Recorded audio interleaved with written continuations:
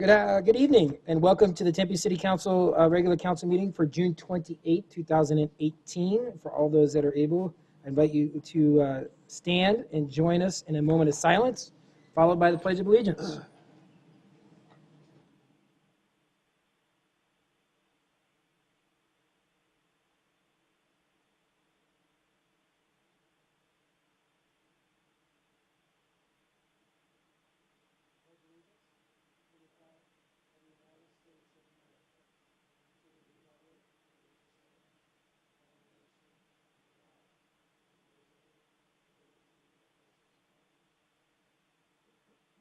Next, item number 3 is our meeting minutes. Vice Mayor Hernando Savage.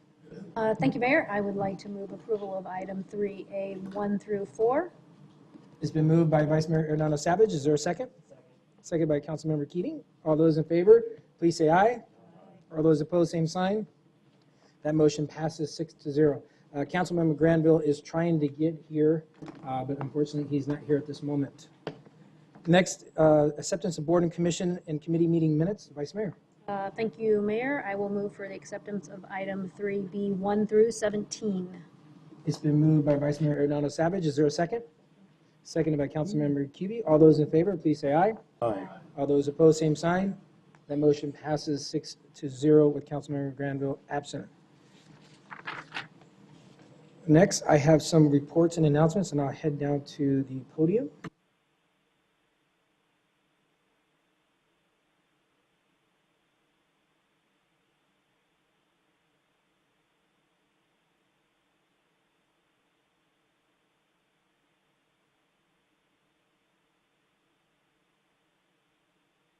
All right, I would like to invite our acting Fire Chief Greg Fredericks down from our Tempe Fire Medical Rescue Department, as well as the Patient Advocate Services, and the team members, Dana Cardenas and Daryl Mobley, down to the podium, as well as Tom Mandarola from the Blue Cross Blue Shield.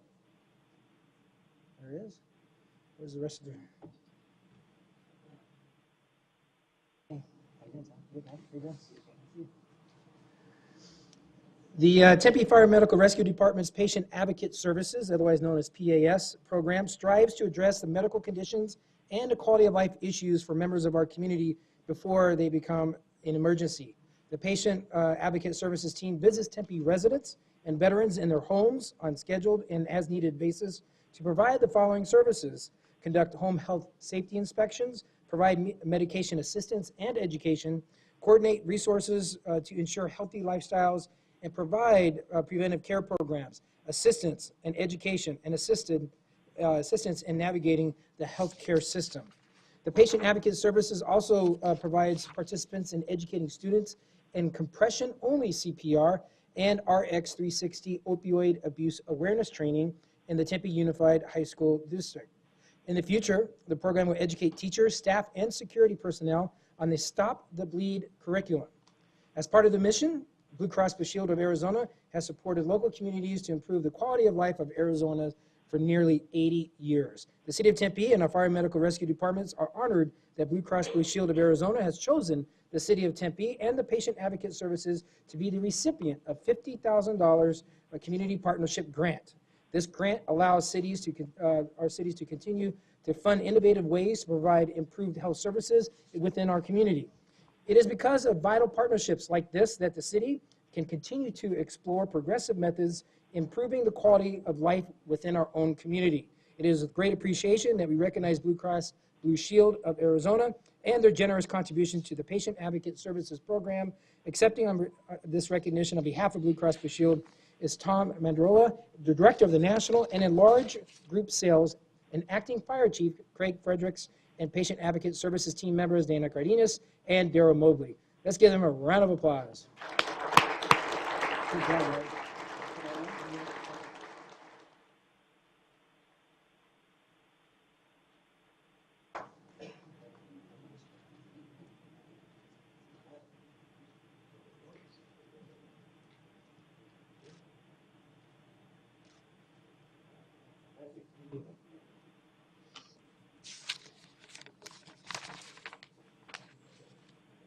The next announcement I have is the Tempe boards and commissions and committee vacancies and appointments Per the Tempe City Charter, the mayor myself have made board and commission appointments this evening as part of our regular meeting agenda. This appointment is listed under item 5A1.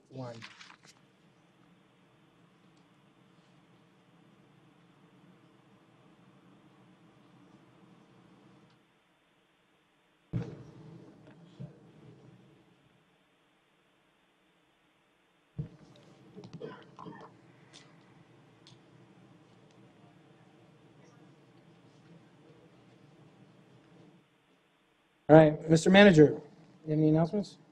Thank you, Mr. Mayor. Members of council, we have a couple of announcements tonight. First, a presentation from the Tempe Police Department involving the One Mind campaign. If we could have those presenters come on down.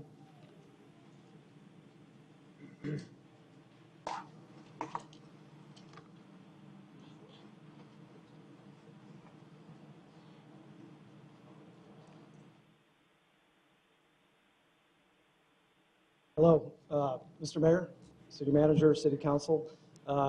We really enjoy the opportunity that you invited us here to explain our One Mind campaign and our recent certification in this.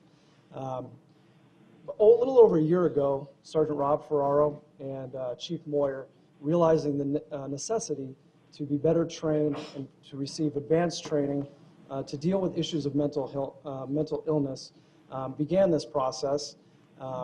And just to make us much more knowledgeable and to be able to interact better with those that suffer from mental illness. Sergeant Ferraro will kind of explain a little bit of the history of this process. Thank you, City Manager, Mr. Mayor, Council. Back in early 2016, the International Association of Chiefs of Police, IACP, recognized that law enforcement interactions with individuals with mental illness were steadily increasing and often with violent results. The IACP looked to the experts in behavioral health field and developed the One Mind campaign. The One Mind challenges police departments across the country to undertake 4 key initiatives. Number 1 is to develop a policy specific to mental health response.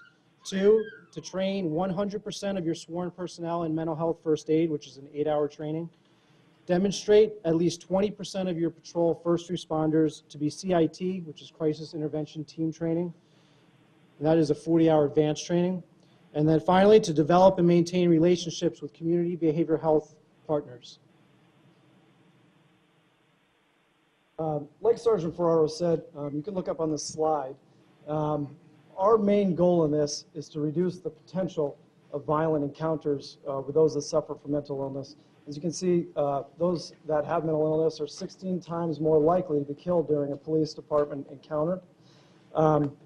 We go to a variety of calls for service. Some directly deal with mental illness, like suicide calls. There's a variety of missing person calls and things like that. We also go through the normal course of our duties. As you can see on the slide, we deal or we interact with the homeless population quite a bit. As you can see on the slide, there's 26% of those people that potentially have mental illness. And then the third thing we do, which is traditionally police work, is we're arresting and detaining quite a few people on calls for service. And as you can see, over 60% of both youth and adults in custodies tend to have some form of mental health disorder. So the big things that we're trying to do is we're trying to recognize the potential for those mental health issues prior to contact to begin with. And then during the contact, we want to be able to better speak to those people, interact with those people, but not sacrificing the safety of our officers. And the third thing is that is extremely important is the collaboration with a variety of different mental health organizations so that we can, instead of the traditional judicial system that we can enter these people in, we can do other things to help solve the problem rather than just attempting to arrest our way out of the problem. So embracing the One Mind challenge has allowed us to further leverage existing relationships with our partners to include Mercy Maricopa Integrated Care, Community Bridges Incorporated, Connections Arizona, which operates the UPC in Phoenix, and our mobile response partners, Teros and Impact La Frontera. These partners, both facility and mobile base, are committed to never saying no to law enforcement when requested to respond or bring an individual in need to a mental health facility. CIT training teaches our cops the ins and outs of the countywide crisis system. It shows our cops not only how easy it is to navigate the system, but the benefits for the citizen to be diverted from the criminal justice system into the behavioral health system. CIT training works, and it's reflected in the nearly 24,000 diversions done by Valley Metro cops just this past year. Our training in Tempe consists of 4 CIT trainings per year and 2 advanced classes, which consist of dementia-related illness as well as autism awareness. One of the things we're extremely proud of is if you look at the screen, that will be a patch. And if you can look on Sergeant Ferraro's lapel, that will be the pin that we can wear on our uniforms if you are CIT trained.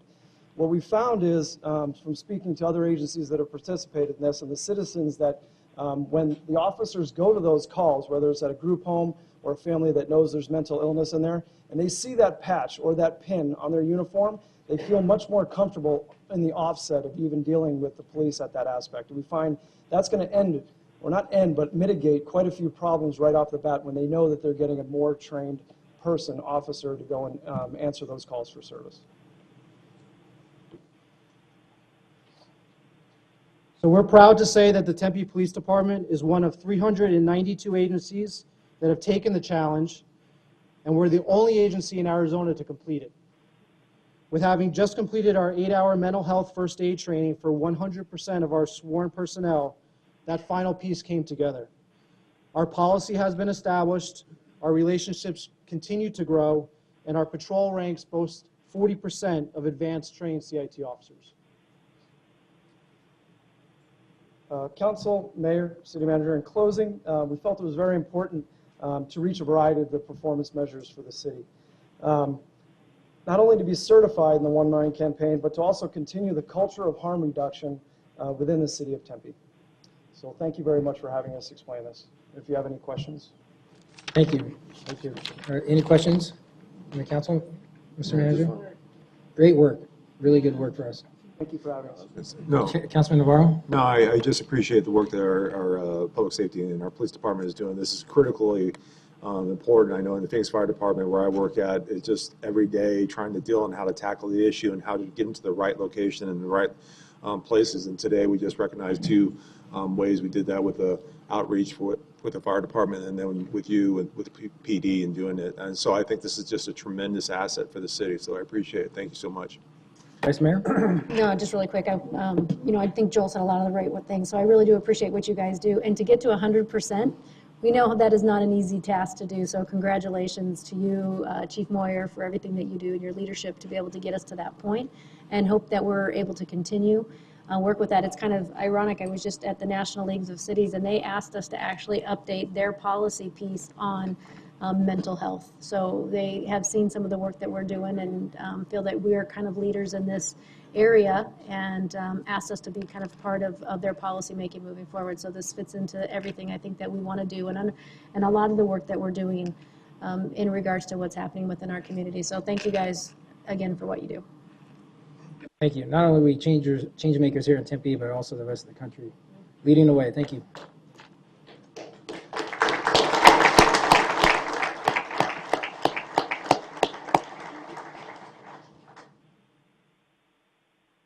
Thank you, Mr. Mayor, members of council.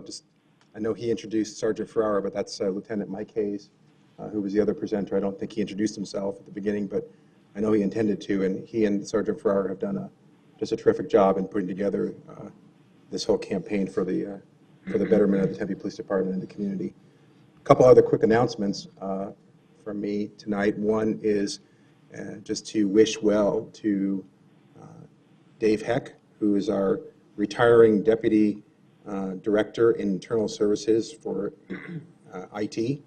Dave has worked for the City of Tempe since December of 1987. So he's retiring after actually, if you include time he worked before in a part-time capacity, almost 31 years of service to the City of Tempe. And that's impressive years, but it's also more impressive when you think about all the many changes in technology that we and the entire world have experienced over that chunk of time.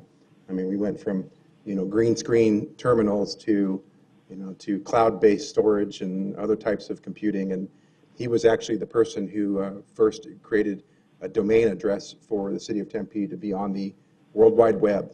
way back when. So it was his vision. He had to persuade a very skeptical boss at the time who thought it was a fad. And I mean, the jury isn't completely out perhaps, but so far it doesn't look like a fad. So it may not be going away. So Dave, great leadership. We wish him all the best in retirement. He's been such a terrific asset for the city of Tempe. And I know there's going to be a part in the meeting a little bit later on where council members will talk about this, but I also know this is Councilmember Shapiro's last meeting. And I would just say on behalf of the staff of the city of Tempe and myself to thank you for your service as a council member. I know I've appreciated it. You've always been willing to ask tough questions of staff and to think big about a lot of the things that face our community. And that's how we progress. Having to think about what we do and having to answer questions and really think through the process and try to get to the best result is the form of government that is one that leads to, to changes that we can all feel good about. And I've certainly enjoyed it. And I wish you nothing but success in the future. Thank you. All right. Next item on our agenda is our consent agenda. All the items listed on the consent agenda will be considered as a group and will be enacted with one motion by the City Council unless an item is removed for separate consideration. Members of the public may remove public hearing items for separate consideration. Public hearing items are designated by an asterisk, and council members may remove an item for for separate consideration. If you do wish to speak on an item, please fill out your speaker's card located in the back of our council chambers, and please give it to our deputy city clerk. I'll call your name when it is your turn for public comment. The consent agenda is as follows: miscellaneous items 5A1 through 5A19, and awards of bids and contracts items 5B1 through 5B15. I will also note that for items 5B3, the correct job order number is 30 as noted on the contract, as it's separate than what's actually on the agenda. And then also resolutions items 5C1 through 5C18. Now, is there any items that is marked with an asterisk? Any items that is marked with an asterisk is a public hearing item, and it can be removed by a member of the public for separate consideration. If you'd like to have a public hearing item removed, could you please get my attention? It has to be an asterisk with a public hearing item. Seeing none, I'll close that portion. I will look to my colleagues. Mayor? Yes, Councilmember Keating. Item 5C16. Okay, Councilman Shapiro. I rarely remove things, so since it's my last meeting, I'm going to take 3. 5C, 13, 14, and 18. 13, 14, 18.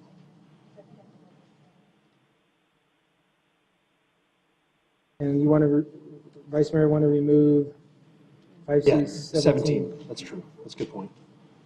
Okay, so is there a motion to approve the consent agenda as read with the exceptions of 5C13, 5C14, 5C16, 5C17, and 5C18?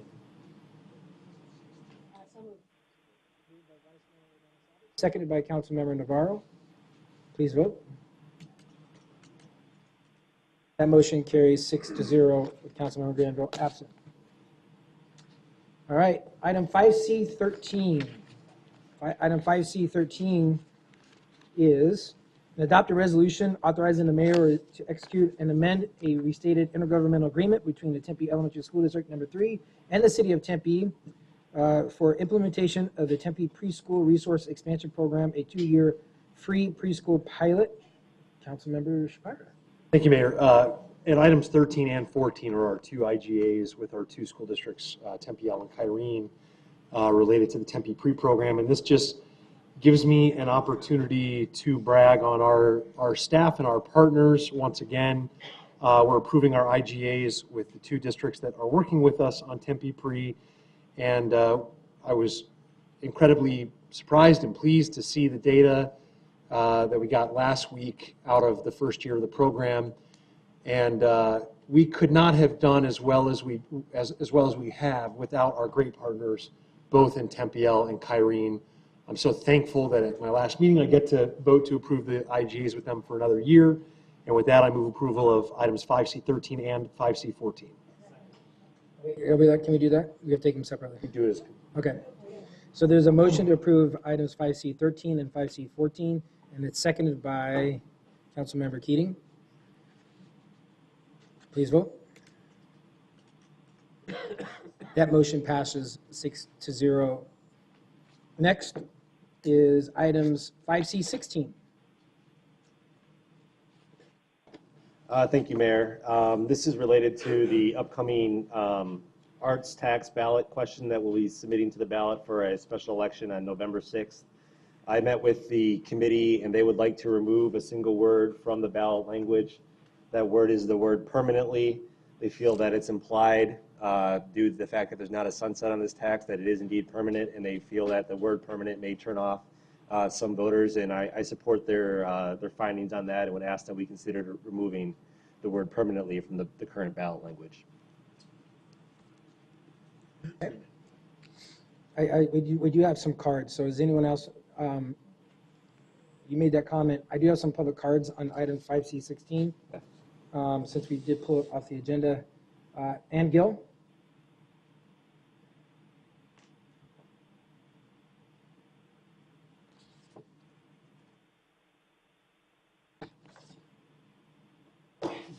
Hi, good evening, Mayor Mitchell and members of the council. I'm Ann Gill, the president and CEO of the Tempe Chamber of Commerce. And throughout the past few months, the Tempe Chamber has been working hand in hand with the community arts advocates to evaluate the arts tax and the proposed expenditures it would fund. And the Tempe Chamber of Commerce was a strong supporter of the original arts tax passed back in 2000. And both the arts advocates and the Chamber recognize the community and economic value of a quality arts program. Arts and culture can influence an array of policy goals, including economic development, urban revitalization, revenue generation, tourism, accessibility and participation, diversity, education, and youth development. For these reasons and many more, the Tempe Chamber joined with the Tempeans for Arts and Culture to ask that the tax be placed on the November ballot for reauthorization. However, these two groups are making the following requests. One, from a best practice policies perspective, we believe that a sunset is appropriate and necessary. The tax should go back to the voters for reauthorization as it demonstrates a commitment to arts and culture in Tempe and gives the citizens the ability to reevaluate how their tax dollars are being spent and whether the funding level is still appropriate. I mean, I loved my 82 Chevette when I was a kid, but today it wouldn't keep up with traffic. It didn't have air conditioning. It didn't have airbags. So I think we need to really think about what's going to happen in the future. We don't know. The Tempe City Council should create an oversight panel to give Tempe citizens a voice in how their dollars are being invested and add transparency, which is a hallmark of our city government. The panel would utilize arts and culture program data, including financials, and make annual recommendations to the City Council using arts and culture programming, the master plan, goals, and metrics. So we all believe supports for the arts is critical to success in tourism, attracting businesses, interest here, economic development, and quality of life issues. This support should be implemented with best practices and the future in mind, and it is why a reauthorization with an appropriate sunset and oversight on how citizen tax dollars are being spent is critical to its success. I thank you all for your leadership on this issue, and I'd be happy to answer any questions. Thank you. All right, since this has been pulled, this is a public hearing item. Is there anyone else in the audience wishing to address us under item 5C16? I just want to make a comment. Something I think our community is very proud of, and I see some members of the Friends of Tempe Center for the Arts in the audience. In 2015, the City Council and my colleagues and I, we all approved the Tempe Arts and Culture Plan, which is a roadmap for a cultural life in Tempe. And it really has shaped through the extensive input of about over 900 community members and experts being able to come together and properly implement and execute this plan to really elevate Tempe's quality of life and really set us apart when it comes to creating a sense of place for our residents and for employees and looking to find a home for their employees and businesses. And one of the areas that we take great pride in is our citizen satisfaction survey. And of our last citizen satisfaction survey, 81% of our residents viewed the quality of the Tempe Center for the Arts at 81%. Over 78% approved the quality of the History Museum. 75% approved the Center of the Arts programming. In fact, what's really interesting is since we've implemented the arts and cultural plan, the roadmap with all the volunteers and the arts community and our residents, we have actually seen a 5% increase in the satisfaction ratings from 2016. And that really is attributed to the volunteers and the members of the arts community as well as our residents. And also, one of the things that came out of the citizen satisfaction survey, almost 57% of the businesses in our community thought how important the arts and culture is to the business and to the economic vitality of our community. So I think there's a really great, strong support as we move forward. Anyone else, colleagues, like to mention anything? So there's been, okay. Vice Mayor Donna Yeah, Sanders. thank you, Mayor. Well, first and foremost, I just want to take a second to say thank you for everyone that's really been involved in this process. You guys have been at it for a few months, and we definitely do appreciate the work. And I think, like the mayor said, I've certainly realized how important the arts are to this community in a lot of different ways. It is really the vitality of Tempe, and it certainly enhances the quality of life, not only for our residents, but our businesses and the visitors and for tourism. It does so many great things, and I think to be able to do this and move forward is a true investment and commitment to the arts culture in the city of Tempe. So I'm definitely looking forward to that. I was kind of reading through it, Randy, like what you mentioned, and I'm not opposed to taking that permanent out, but I was just thinking it through and rereading it again. I want to remind people this is really not an increase. This tax is already there, and it will be a permanent. So maybe, and I'm totally fine with that if that's the way that the committee worked and that's what they wanted to implement. We respect the work of them, and that's fine too. And the one thing I was thinking about too is another thing that when we talked about moving forward is a little bit of change. And Andrew, I would throw this at you. Moving forward, just something to think about is the makeup of the Tempe Arts and Cultural Commission membership. I mean, I know in the past there's been a few different commissions that we've actually changed a little bit to kind of create and bring in some specific skilled, knowledgeable, professional people. So maybe that would be an area that we would want to do. I'm not saying to do it or it's mandatory, but I would leave it up to the city manager to maybe just take a look at it if everybody's in agreement to see if that might be something that would be beneficial down the road. So anyway, again, I just want to say thank you to everybody that's been involved in this. I mean, it's still just the start. We still have a long ways to go, but I certainly do appreciate the work of everybody and your commitment to arts in Tempe, and really look forward to implementing our arts master plan. Great. Councilmember Cubie. Yes, I want to reiterate and thank you to the Arts Committee and for all their hard work, and especially to Mr. Mayor and to Councilmember Keating for their work on the committee. And I do want to speak to the idea of the Oversight Committee, and I really recognize all the help that the Chamber of Commerce has given during this process. But I think of the Oversight Committee, the Transportation Commission oversees elements and oversees our transportation tax, and they provide the expertise. And I see the Arts Commission playing the same role. So I don't think it's necessary to create another citizen commission when we have the Arts Commission. And like you say, Vice Mayor, we could beef up that commission if there's needs, whether it's budgetary or financial expertise we need, we can do that. So I am delighted to support the continuation of the arts tax, and I'll be voting yes tonight. So there's been a motion. Yeah. Randy, are you going to make the motion with the amendment? Yes, thank you. Thank you, Mayor. I move we approve item 5C16 with the word permanent removed from the ballot language. Second. It's been moved and seconded. Please vote. 2 seconds. That motion passes 6-0.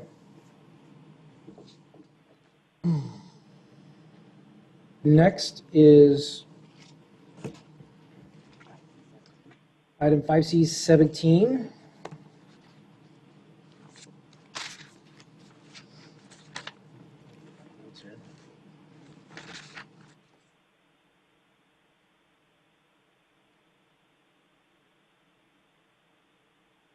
Which is adopt a resolution amending and restating the Tempe City Code of Conduct. and we might as well take 5C17 and 5C18. They're a little different. They have a little bit different. So 5C17, Councilmember Spire. Well, Mayor, and I only removed 18 because I don't really have any Councilmember. particular concerns with 17. But I understand why removing them both makes sense because they're connected with one another. So I'm not, So, yeah. I mean, the code of conduct, this is what we talked about at the last meeting, the revisions, is all we're doing is confirming this measure.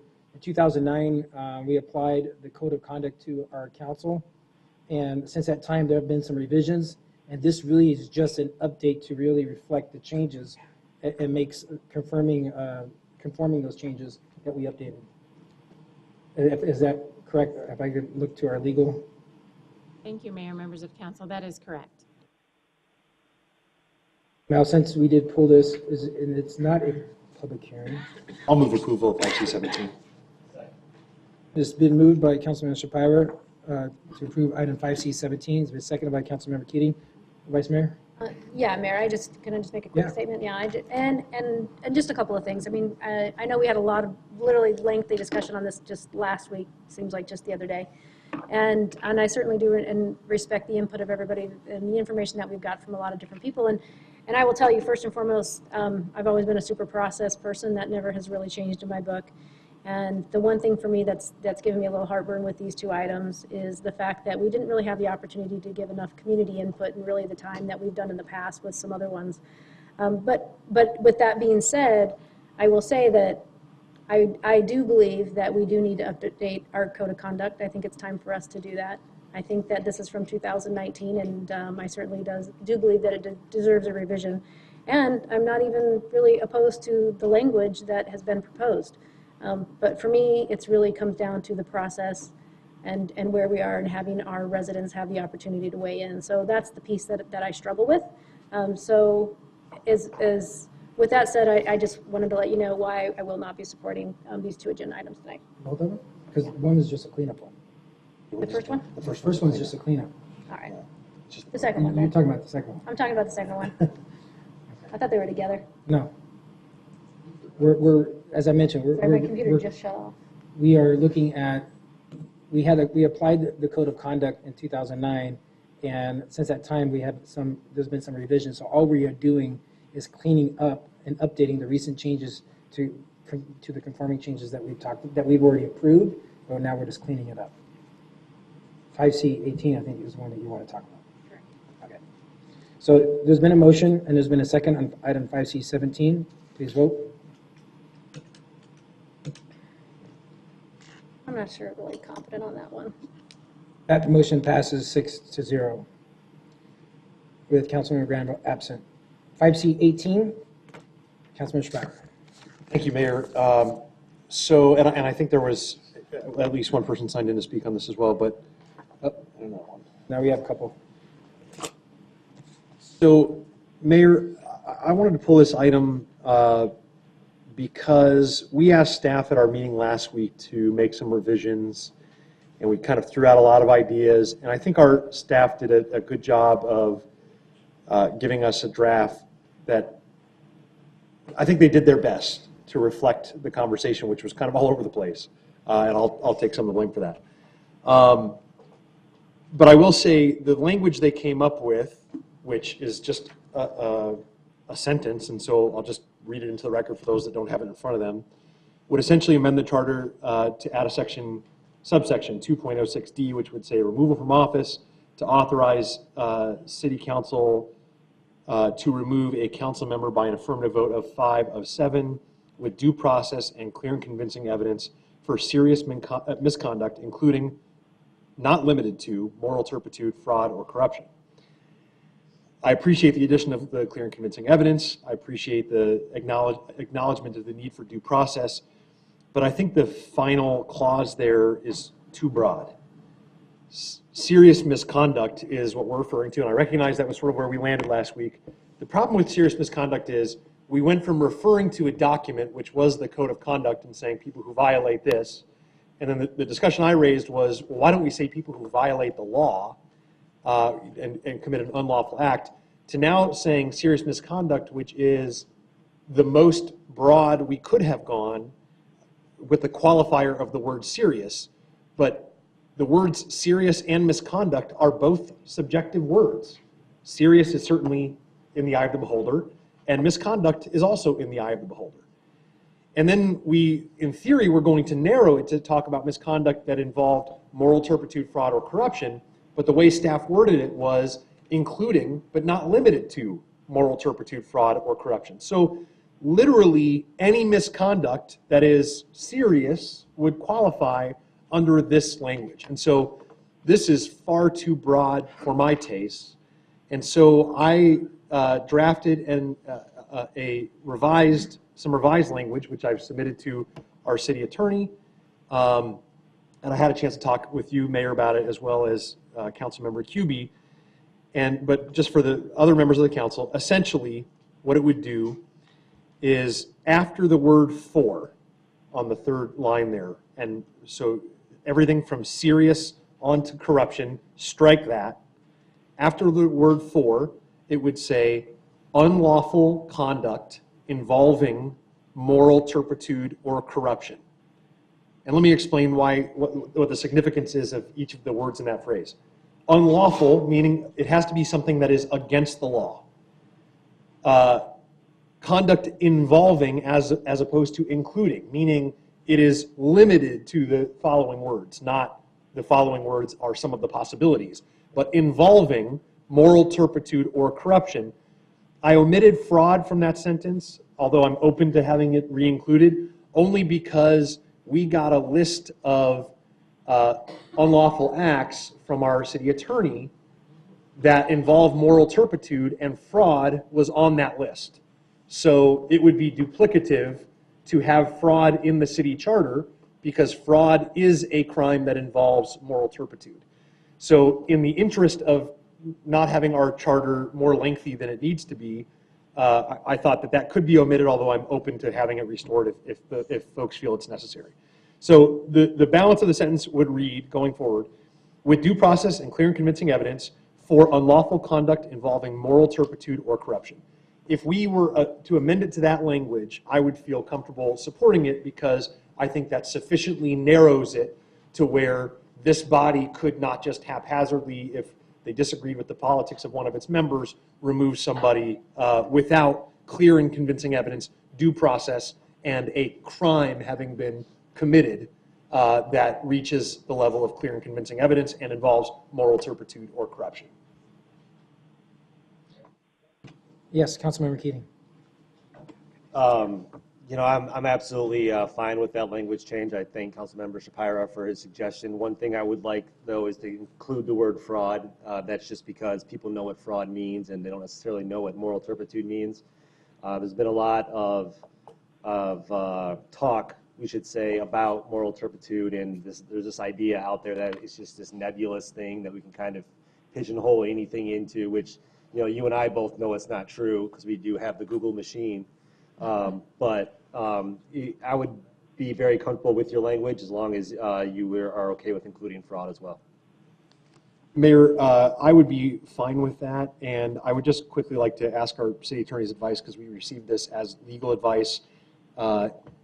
Judy, is there any reason I couldn't read a list of offenses that Arizona courts have ruled are moral turpitude? Is there any reason I couldn't read that list? None that I know of. Okay. So, Mayor, just for the sake of clarity, I'll read what Arizona courts have ruled are included under moral turpitude. Armed robbery, assault with a deadly weapon, attempted insurance fraud, embezzlement, fabricating and presenting false public claims, false reporting to law enforcement, falsification of records of the court, forgery, fraud, hit and run, illegal sale and trafficking in controlled substances, indecent exposure, kidnapping, larceny, Mann Act violations, which is the federal statute pertaining to the commercialization of women, misleading sale of securities in connection with the transfer of property, perjury, possession of heroin or sale or unlawful sale of dispensing of narcotics, sexual assault, shoplifting, soliciting prostitution, and theft. Excuse me, Mayor, members of council. I just wanted to clarify that that was not a completely exhaustive list. There may be other offenses out there that were not included in the list, but that's an example. So, Mayor, to be clear, the case law has identified, if I'm understanding Judy correctly, that this list of things certainly involve moral turpitude, but there may be other things that involve moral turpitude as well. Is that That's fair? correct. Yes, Okay. thank you. And I would be, again, fine with the inclusion of fraud if you feel that adds clarity. Is there anyone else, any other comments? Okay, since we pulled this out the agenda, I think it's only appropriate to have public comment. So we have some cards, and I take them in the order I received them. Mr. Mario Martinez. Make sure you please, when you come up and speak, state your name and place of residence for the record.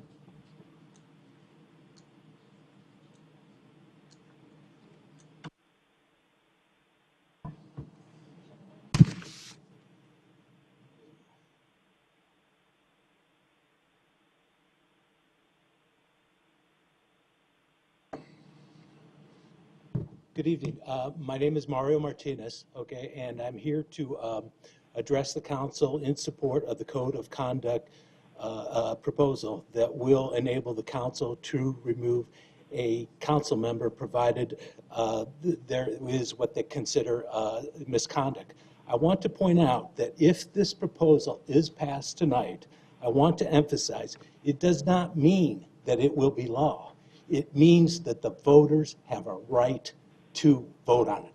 That is what it means, nothing more. There's been a lot of misinformation about this that I frankly do not appreciate. Talk about lynching, talk about communist influence, talk about not enough time to vote. I followed this issue from the day one using the public information. I have enough information to make my decision. The right to impeach or remove, or whatever you want to call it, okay, the city of Mesa has that. The city of Phoenix is going to have that. It's also, the legislature has it. It's up to and including the President of the United States.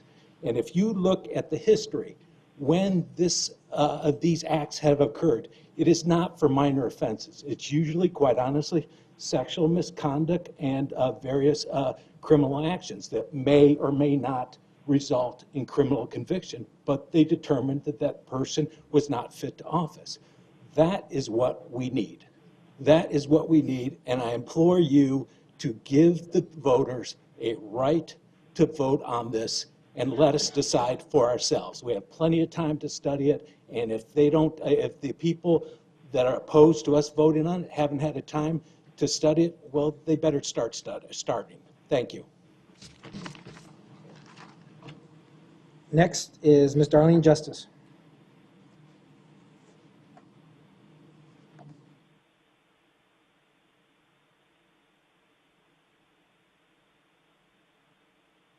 My name is Darlene Justice. I live in Tempe. This is probably the most nervous I've ever been up here. I am really concerned about the proposed charter amendment. Giving the power to an entity, while it's a very difficult thing to do, as we all see, it is much more difficult and sometimes even impossible to rescind. How will a future council use this power? Will their decision be appealable? I've been battling with this all day long. I appreciate the amendments that Councilman Shapira has brought forward. I think that that's much better than what was written into it. I do still believe that there should be an appeal to a citizen review board, at least like the City of Tempe employees have, would make it better too. However, I am really concerned that are we not all entitled to defend ourselves in court regarding unlawful accusations? I am wondering just how many folks are tried with clear and convincing evidence only to be found innocent. This is a huge issue to remove an elected official with this step. I have found the following statement in the Tempe Code of Conduct, which you've all adopted from the employees also. This is a quote by Mahatma Gandhi. A no uttered from the deepest convictions, I feel this in my heart, I want you to know, is better than a yes, merely to please or what is worse, to avoid trouble.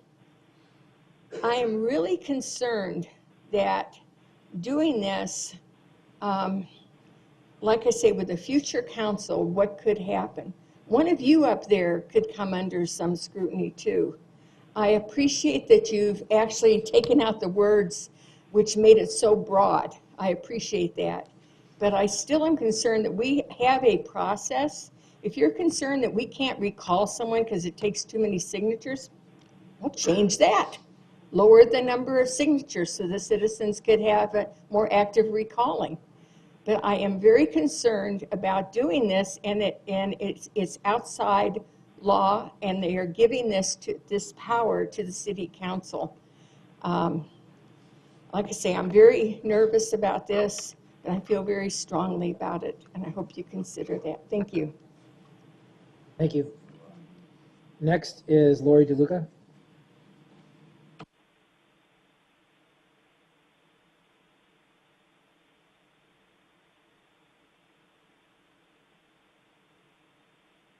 Hello, and thank you all for giving me the time to speak again. My name is Lori DeLuca, Tempe, Arizona. So I spoke last time, and as well as several other people who were against this. I just wanted to come back to be on the record. The gentleman, Mr. Martinez, stated, that people better start studying things if they haven't. I think a lot of people have started studying things, and I think that that's why there's so much concern. People are following things a lot more closely these days, and there have been a lot of reasons for concern. I think the timing of this is really odd, and I find it very strange that you're all sort of trying to push this through so quickly before new council comes on board. And that leads me to want to ask the question and be on record.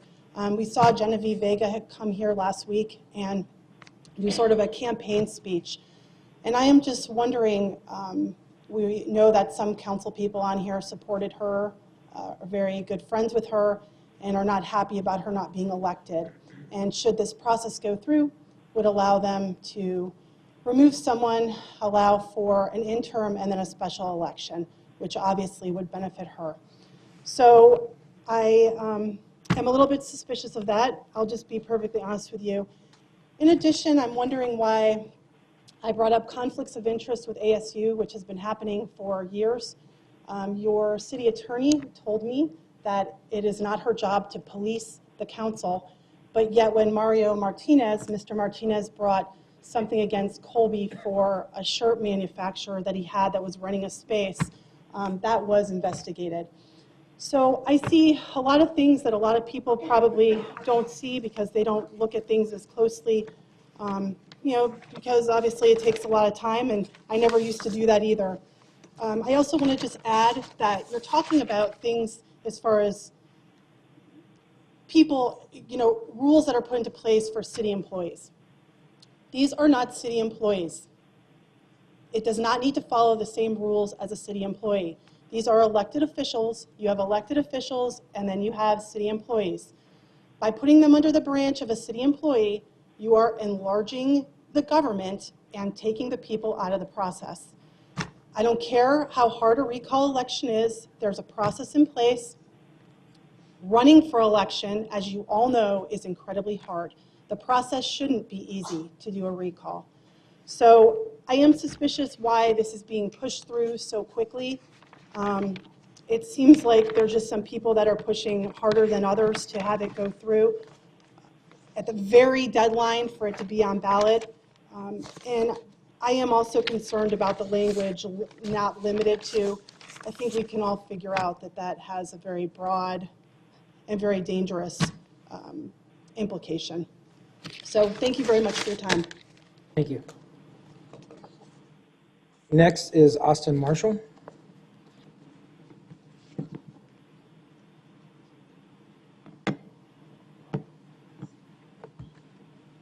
Mayor, Council, my name is Austin Marshall. I speak as a private citizen and resident of Tempe. I've already sent in a online public comments. I don't want to belabor points too much longer, but I speak in support of sending the language to the ballot, especially with Councilmember Shapira's amendments. It seems that it's a sufficiently high standard and sufficiently high vote requirement to remove a council member for any sort of misconduct as described in the language. And I think in this era where people are losing faith in a lot of their public officials, sending the language to the ballot would empower the residents of Tempe to decide for themselves about how best we want to create a means to hold our elected officials accountable. And I think that decision should be solely left with the voters of Tempe, regardless of the merits of the resolution itself. Thank you. Thank you. Next, Catherine Mancini.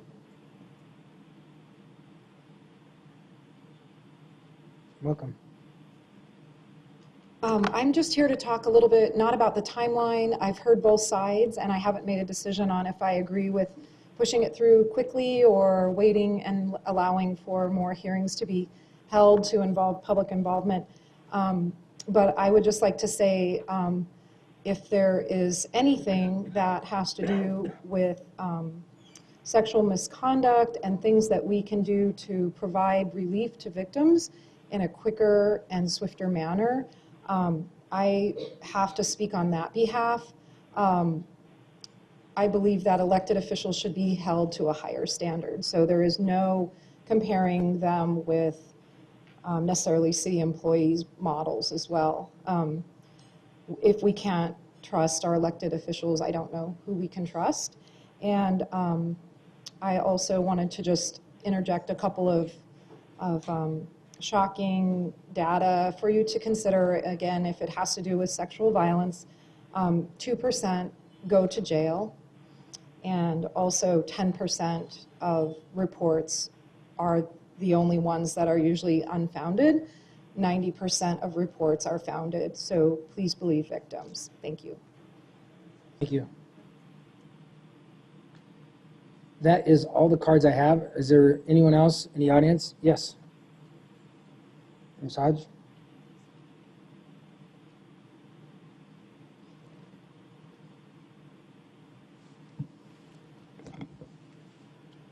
Hello, everyone. My name is Bernetta Hodge, and I come in a different capacity because I am an elected official. And you all got my email. I don't have to go into deep conversation. I just think that we need to hold each other accountable because on some levels, there's no one else that can hold us accountable.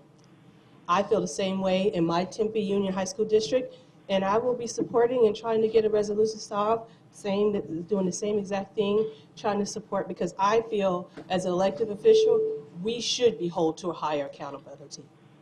And you know what? No better person to do it but our peers. And I believe that I heard about the fact that we don't have enough community input, no other way to take it to the ballot. That is more community input. You're giving 20 to 100 people a chance in the community. When you take it to the ballot, you're giving thousands.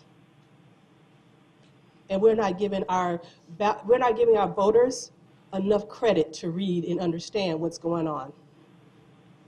That's all I have to say. Thank you so much. Thank you. Is there anyone else in the audience wishing to address this? This is the time to do it. Can you please get my attention? Seeing none, I'll close that portion. Councilmember Shapiro. Thank you, Mayor. After the public comments, a few things come to mind in terms of, I think, things that need clarity. And so I want to ask for advice from our city attorney once again. We had this discussion last week about what unlawful conduct means, and what I heard from our city attorney is that typically in the case law or in the legal system, unlawful refers to criminal conduct as opposed to civil misconduct. And I don't know if the line is drawn between misdemeanors and felonies, et cetera. But I just want to be clear, what I'm trying to get at in this language is any violation of civil or criminal law that involves moral turpitude, fraud, or corruption. And so I just want to make sure, I don't know if stating that into the record clarifies it enough, or if there would need to be use of a different word other than unlawful to capture that. And I just wanted to ask our city attorney's opinion. Thank you, Mayor, members of council. I believe that the way that you suggested the language be revised, stating for unlawful conduct involving moral turpitude or corruption, and even potentially with the addition of the word fraud, as Councilmember Keating had recommended, would cover both civil and criminal offenses as defined by law. Great. So I think that covers that issue. So any violation of civil or criminal law that involves moral turpitude or corruption would be within the scope.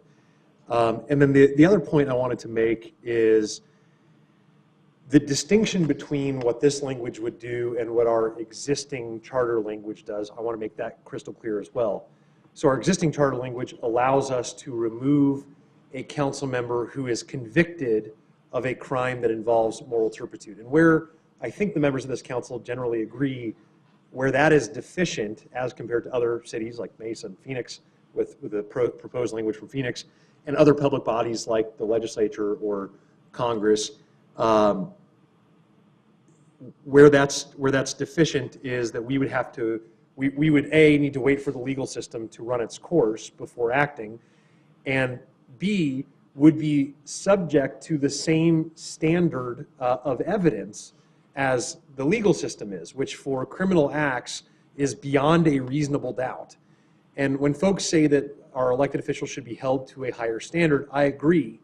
And I think an evidentiary standard of beyond a reasonable doubt is such a high standard, and it is a high standard for a reason, because you're talking about, typically, you're talking about taking away someone's life, liberty, or property. In this case, where we're talking about taking away an elected office, and we say we want to hold our elected officials to a higher standard, that's why I'm proposing the lower bar of clear and convincing evidence, and why I think this language is important and necessary. And so I'll leave it at that and await further discussion. But when you're ready, Mayor, I've got the language written down here. Okay. Anyone else from the council? Yes, Councilmember Keating or Councilmember Navarro? And just a quick question, probably for Judy. Is there an appeal? Can a council member still do an appeal even if they go through this process? Superior Court. Yeah, Like Superior Court? Yes, thank you, Mayor, members of council. The paragraph just below where the proposed amendment is slated to be placed in the charter, section 207, Judge of Qualifications, the last sentence states, decisions made by the council under this section shall be subject to review by the courts. I would take that to mean that even with the addition to this charter, there would be court review. So what you basically, we hope we never get to a point, but if something happens where if a council member is removed, they can appeal it to a court, the Superior Court. That is my understanding as well. Thank you. Councilmember Keating. Thank you, Mayor. I just, for better or worse, at least in the last week or so, I've been seen as kind of the face of this thing, and I just wanted to address the elephant in the room, as it were. There seems to be this perception that this is a backdoor attempt to remove Council Granville from office. From my perspective, nothing could be further from the truth, and I certainly deeply regret any role that I played in the past through my public statements or comments that added to that perception. I want to make clear and state without equivocation that this is in no way about Councilmember Granville or an attempt to relitigate the past. This is about moving forward and aligning our cities with our peer cities and with the values that I know that we all share. In fact, I was pleasantly surprised and very pleased to hear Councilmember Granville's supportive comments at the last work study session. And should this pass tonight, I'm ready and willing to work with Councilmember Granville to make sure that we take this case to the voters in the most effective and unified way possible. Secondly, I wanted to address some of the misinformation out there. There's been a lot of it, the conspiracy theories and all that. We heard one of them tonight. I'm not sure that's time well spent, frankly, at this point. So I would like to read a statement that Councilmember Granville actually emailed me about an hour ago. He's not going to be able to make it into the meeting tonight, unfortunately, but he asked me to read this statement on his behalf, so I'm going to go ahead and do that at this time. This is Councilmember Granville speaking here. I know there are those that believe this charter change is, quote, about me, or about giving other council members the ability to vote a council member off the island, so to speak, for personal reasons. However, I choose to believe in better angels of people, and I do not believe that the removal of council members is anything council would take lightly or for political reasons. While some have made accusations about you of political motivations for this charter change, I don't agree with these people, and I take you at your word that your motivations are pure. I would ask those people that have come in my defense that to take my vouching for you as enough and to put aside the divisiveness and look at the proposal on its merits. Councilmember Granville continues, viewed solely on its merits, this proposal has the potential to reflect the values of Tempe. To put aside any other concerns to rest, I would request the council in passing this charter change as part of the vote, make it clear that this would apply to only new acts that occur after the November vote and its passage. As such, there could be no doubt that this is about me or could be applied retroactively. Additionally, I have 2 amendments to language I would like to propose on my behalf, and I'll make these, I'll just read through this, then we can consider the language changes. But I think Councilmember Shapira's changes actually covered some of this. First, that the charter change at the end be switched to say which involve, so to make it clear that the violations of code of conduct or other rules apply to violations listed on the listed topics. Additionally, I request that the term moral turpitude be changed to sexual harassment or discrimination. While I understand what David is going for, I think that moral turpitude might be too loose of a term. Additionally, it does not cover these 2 non-criminal issues that it should cover. I realize you probably won't need my vote to pass, but given these minor changes, I think it does 2 things. It puts to rest this idea that this is about me and provides enough specificity in how it reflects the values of Tempe that I would feel comfortable in voting for and publicly supporting. So Councilman Granville says, I would feel comfortable in voting for and publicly supporting. I understand these 2 amendments may not pass, but I ask that you make them on my behalf all the same, and give them strong consideration. Randy, I've known you for a long time. I know you have a good heart, and it's only with the deepest care for Tempe and others that you act. I'm so sorry that people have wrongly accused you of other motivations. With these changes and the applies to the new actions only policy, it's my hope that we can jointly support this charter amendment and move forward towards this ratification this November election, Colby. So I'll finally just say, I'm very pleased with that email. I'm very pleased to have Councilmember Granville's support on this. I think it will go a long way to healing the city after a very divisive debate. But I'd like to say just one final thing, that something is happening in our country, in our state, in our city. Our citizens are standing up and demanding more accountability from our elected officials and an end to the politics as usual status quo that has so poisoned our federal and state systems. We all like to brag about how Tempe leads the way in the valley through our public policy, and that's absolutely true. But in this area, unfortunately, Tempe is lagging behind our peer cities. We lack the tools necessary to hold each other accountable, to hold each other to a level of accountability that our public office demands. But tonight we find ourselves in a unique position to lead once again, to rise above the fray, to counter those that would divide us, and do what we all agreed was only the right thing to do last week, if only we could agree on the process. Councilmember Granville and myself have come together in support of this proposal, and I ask you, my colleagues, to join us in sending a unified message to the voters. Thank you. Okay. Now, do you want to handle the 2?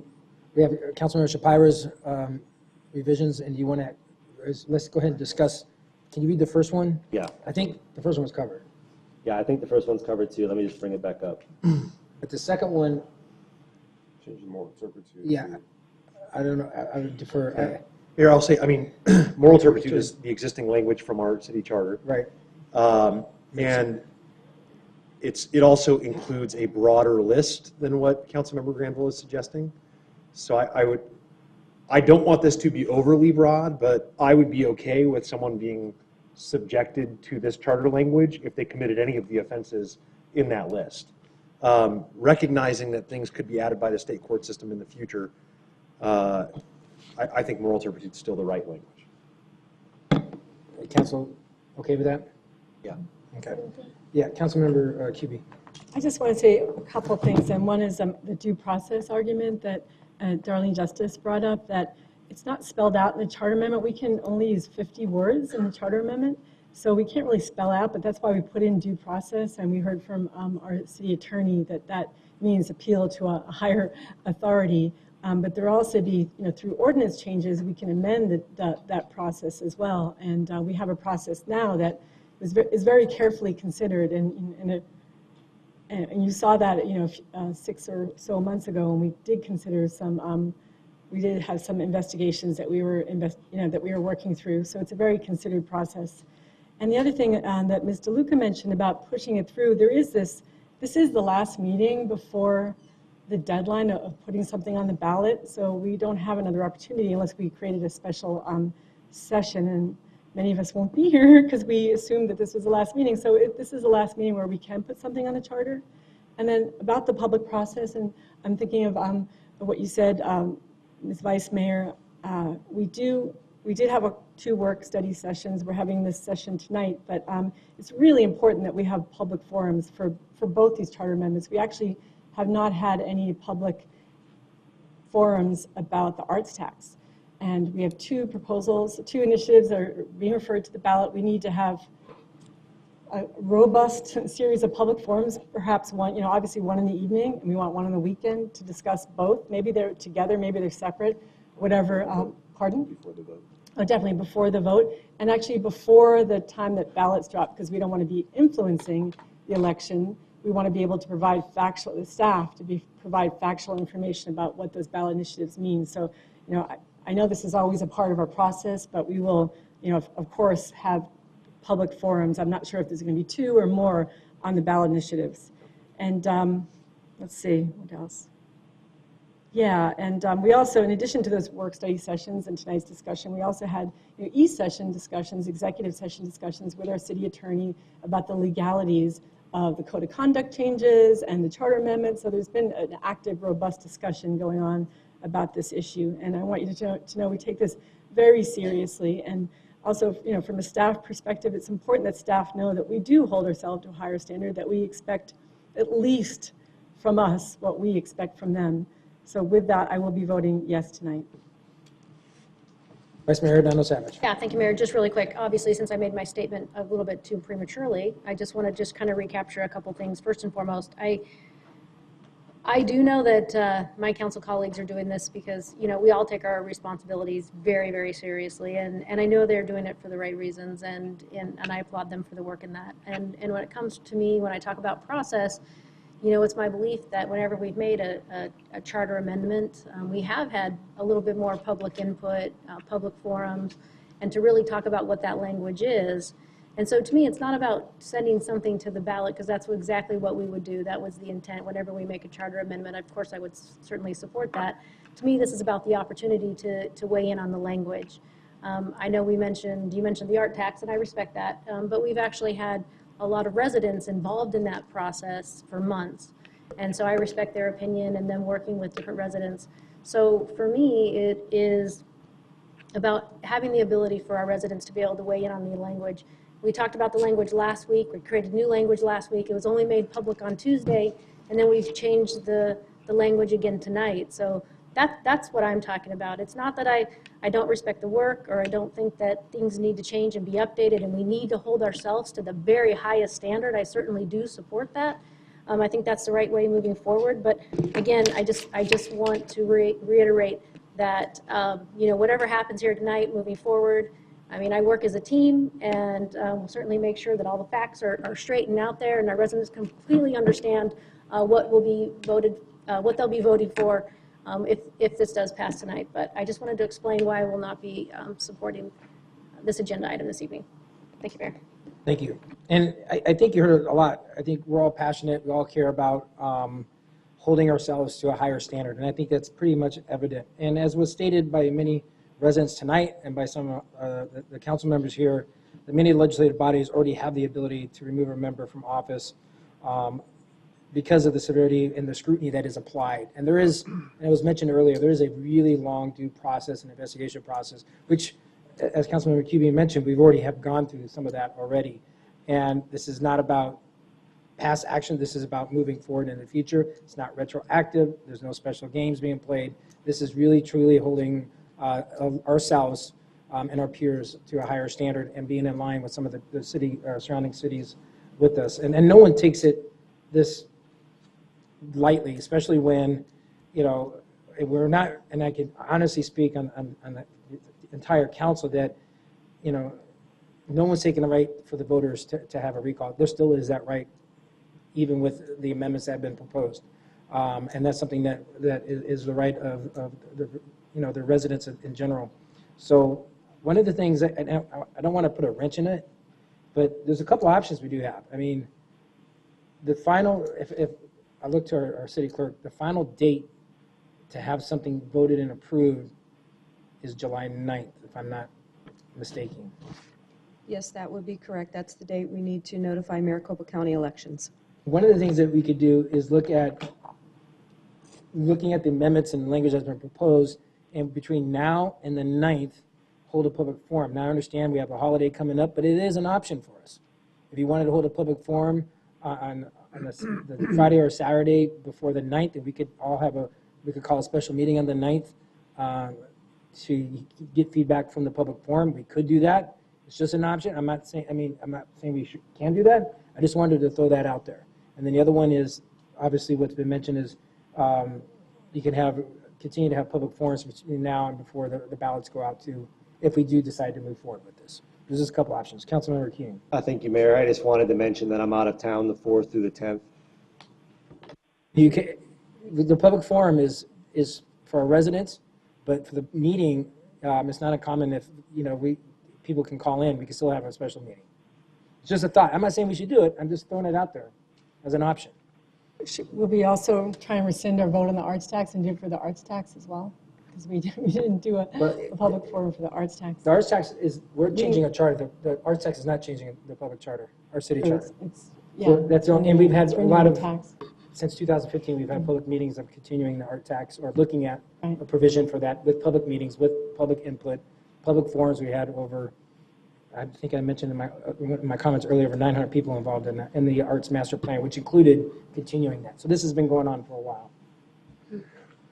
It's just a thought. If not, if it's a pleasure, the council can make a motion and we can make a decision. I just want another going away party for having another meeting. He just wants, no, David wants to continue. Mayor, I would certainly suggest, forum, regardless of what happens tonight, if it is voted to move to approval, I would certainly suggest having forums moving forward up until the election for sure. Absolutely. I mean, I would certainly support that. I think it's difficult now because I think a lot of people are going out of town and on vacation. So I think it might be hard to hold that and get people to attend, though I'm sure people would. So, my thought process is I say let's move forward and make sure that we schedule some public forums if it does pass this evening, and make sure that our residents are well informed. Okay. With that, is there a motion? Or can you read the, yes, wait. I think we need to restate some of the proposals languages, and then I'll look for a motion. Councilman Shapiro. Thank you, Mayor. I'll move 5C18 with the following changes. In the descriptive title, in the last line, after the word "for," strike the remaining language and replace it with unlawful conduct involving moral turpitude, fraud, or corruption. Is everyone okay with that? Yes. Second. You said misconduct before, does it matter? I did not. Unlawful conduct.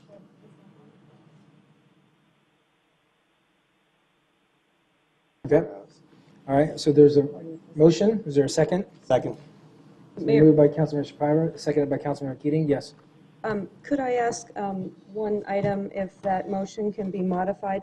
Because also in the descriptive title in that resolution, under section 4, then we would need to modify that language as well in the resolution. So and if you could I was going to say the resolution and the ballot language? Correct.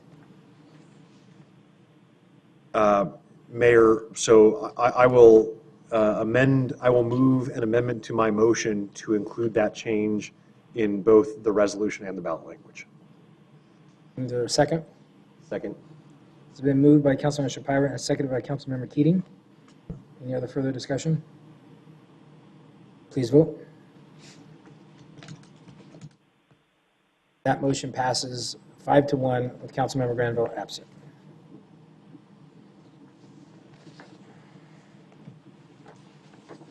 All right.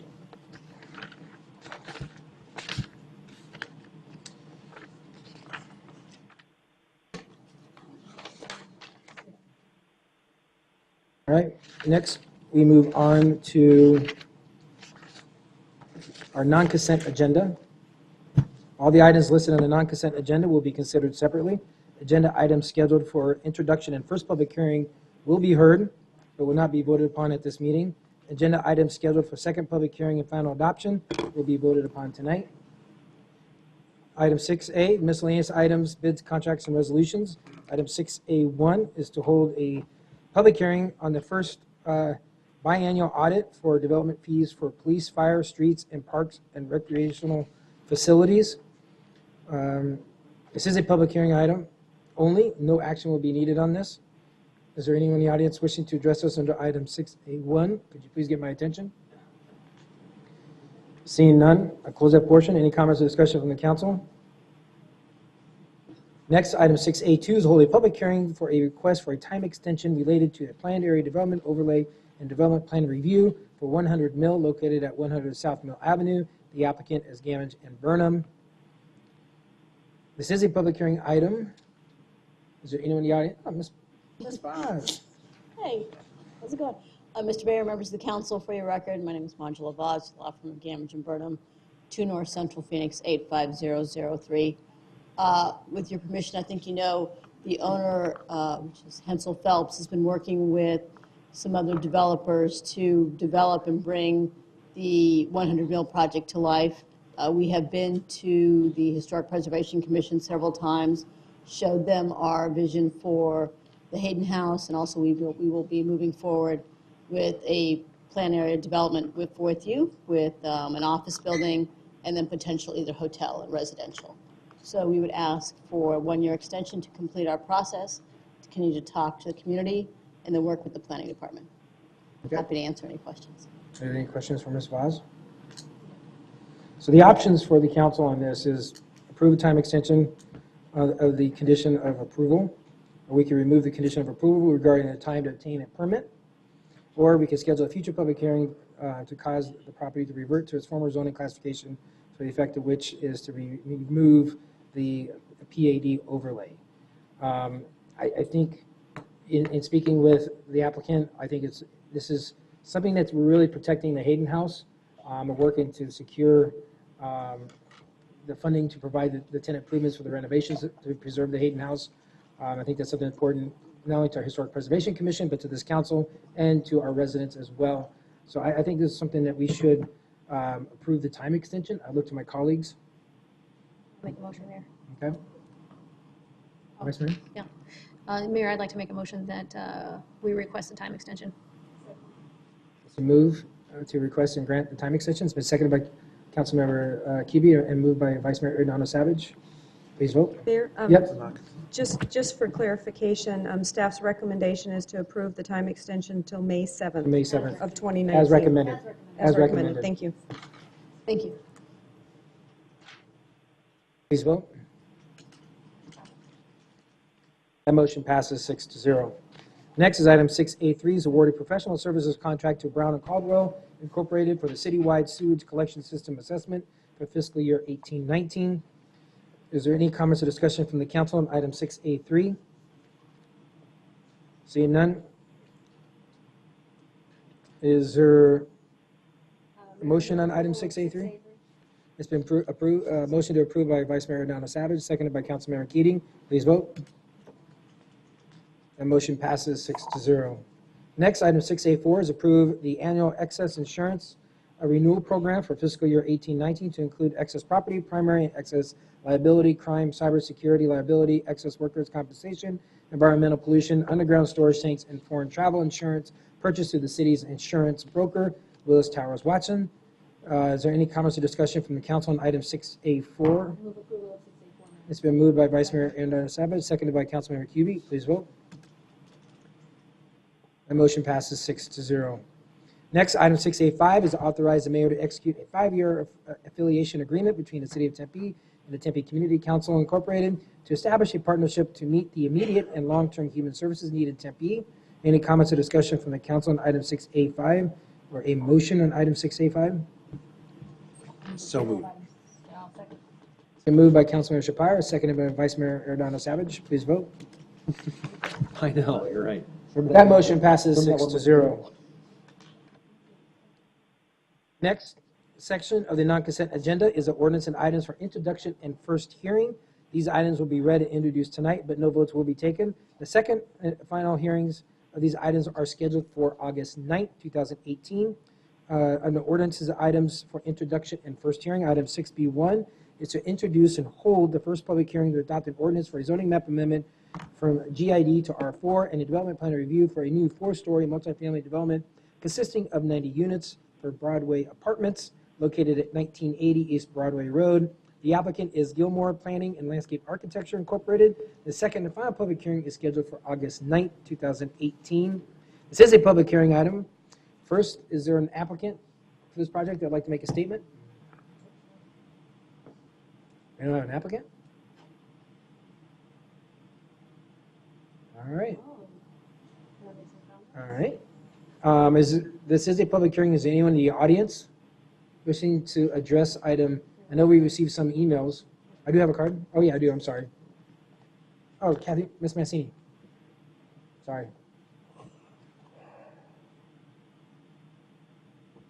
My name is Kathy Mancini, and I've been a resident in Tempe for 50 years.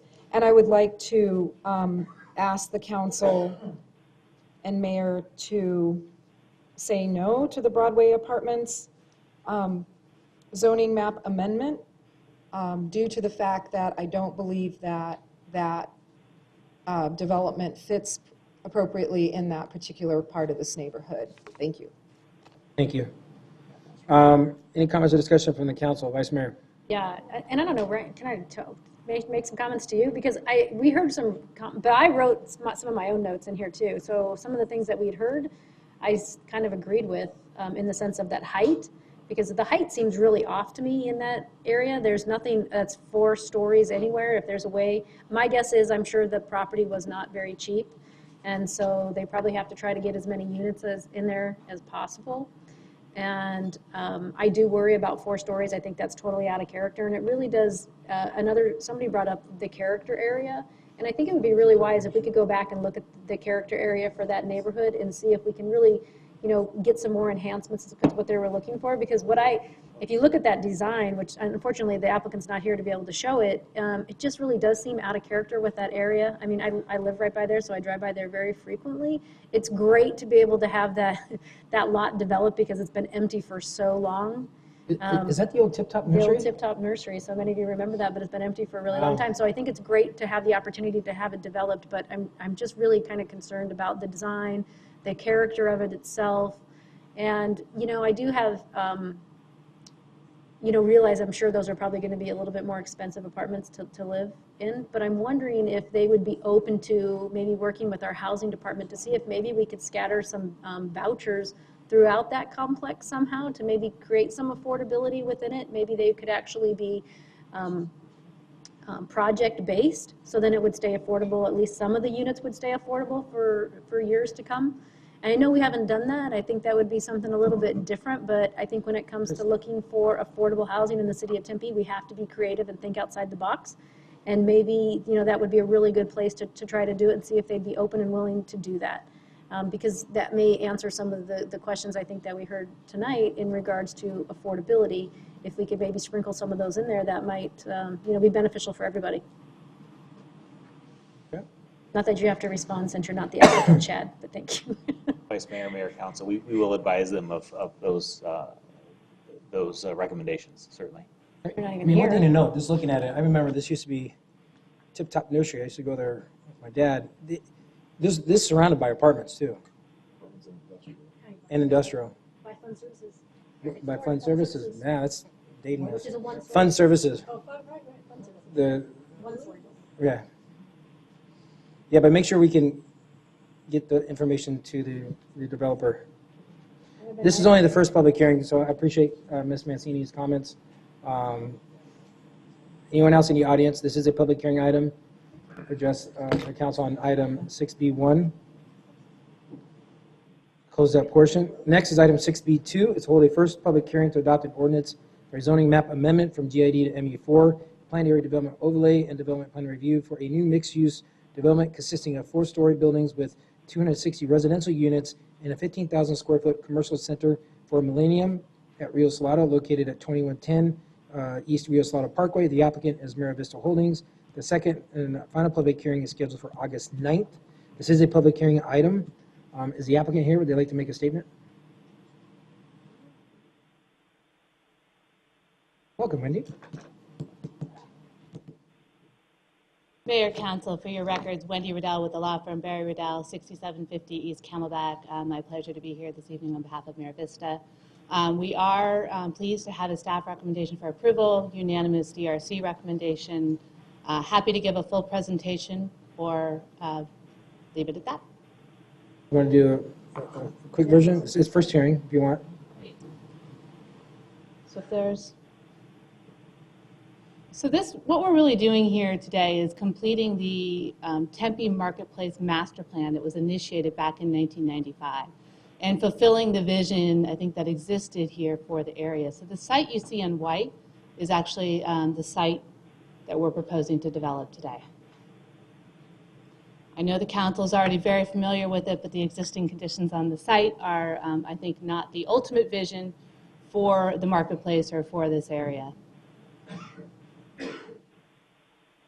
So we are requesting to rezone to MU4 PAD for a 264-story apartment, as well as a modern food court style restaurant, use permit for some tandem parking within the apartment, as well as development plan review approval. So the site is fortunate to sit along a future streetcar line, something we hope to be taking advantage of as we develop. It also, in terms of a general plan designation, is shown both as mixed use, as well as for high density, up to 65 dwelling units per acre. Again, the vision carrying out for Tempe Marketplace, all of which we're proposing to be consistent with here today. Also, if you look further, one of the 101-202 interchange growth area talks about the idea to remove blighted conditions, reclaim the area for reuse and redevelopment with mixed use and regional business. Again, what we're proposing to do here today. And then finally, again, streetcar, high pedestrian activity, resident-focused services, frontage improvement along Rio Salado is essential to redeveloping the area. We agree with that. And that multimodal transportation center ideal for mixed-use commercial. We really see what we're proposing here today as something that will serve the employment that's coming in the area, that this will be a restaurant hub for people that are looking for a place to have lunch or have dinner. We think the idea of live, work, and play is going to occur here with people in the apartments, working, shopping, and of course dining. To give you an idea of what the food court, the food restaurant style food hall that we're looking to develop here, you get a vision of what that can look like for Rio Salado. We have done a mix of colors and materials, making sure that we have differentiated between what we're doing at the food hall and what we're doing with the multifamily, but that they complement each other, but they're a little more eclectic, we think reflective of the area as well. Luckily, the DRC agreed with us. Residential colors and materials. And again, plugging this in together, the food hall along the streetscape, the potential for vehicular connection to Rio 2100, we support that vehicular connection. Of course, the pedestrian connection between the residential and the food hall, and a luxury multifamily development. So with that, We're commenting on the colors that you picked. So Lisa, it's not just the Tempe or Arizona beige. Lisa. So with that, Mayor, I'm happy to answer any questions that you or the council may have. Thank you. Any comments or questions from the council, from Ms. Riddell? This is great amenity addition to what was once a Superfund site. Yes. Councilman Navarro. Just a real quick question. Is that land, and it's probably another hard question, but the sliver in between Brock property and that property, is that property just not negotiable? Unfortunately, Mayor, Councilmember Navarro, that property is not within my client's control. We wish it were. Remain optimistic that somebody brings a solution to the table, but that's not something that we can control. Vice Mayor? Really quick, so what's a food hall? A modern food hall, whatever you called that? Thank you, Mayor, Vice Mayor. Really, the idea is almost a takeoff of what you saw with the yard, where you have a couple of complementary restaurants that are fine dining establishments, but you have the option to go into different ones in one location. So they're like joined together? In one building, yes. And how much square footage was that for the 15? Was it 15,000? Yeah, I thought it was just a quick quiz. Because that's not a lot for two restaurants. So 2 to 3 restaurants. Yeah. Okay. But it's Yeah, supposed but to- I think it would be great. I mean, there's going to be a lot of people in that area. I mean, it's coming a long way. So Especially in March. Spring training. spring training, that's true. All right. Thank you. Thank you. Thank you. All right.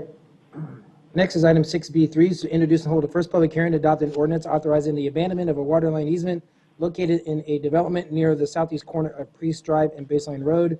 The second and final public hearing is scheduled for August 9th, 2018. This is a public hearing item. Is there anyone in the audience wishing to address us under item 6B3? Could you please get my attention? Seeing none, close that portion. Any comments from council?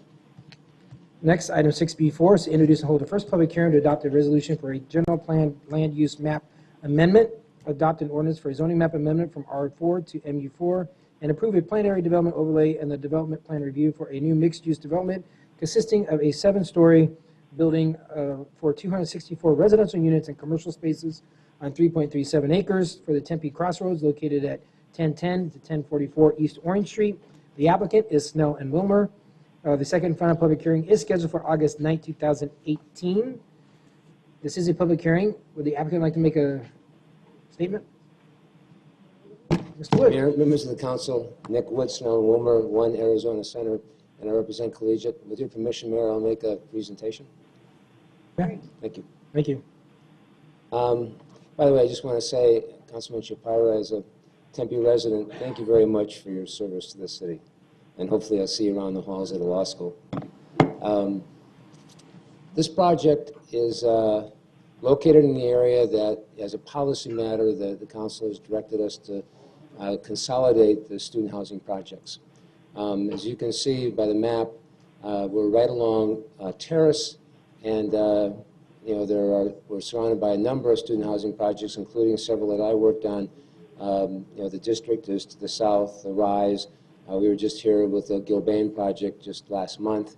And this site here, of course, is very interesting geometry. It almost looks like a planaria from high school biology class. But it's currently a 2-story. It's an older residential apartment building. 75 to 80% of the tenants are students. The rest of them are not. Most of them are single.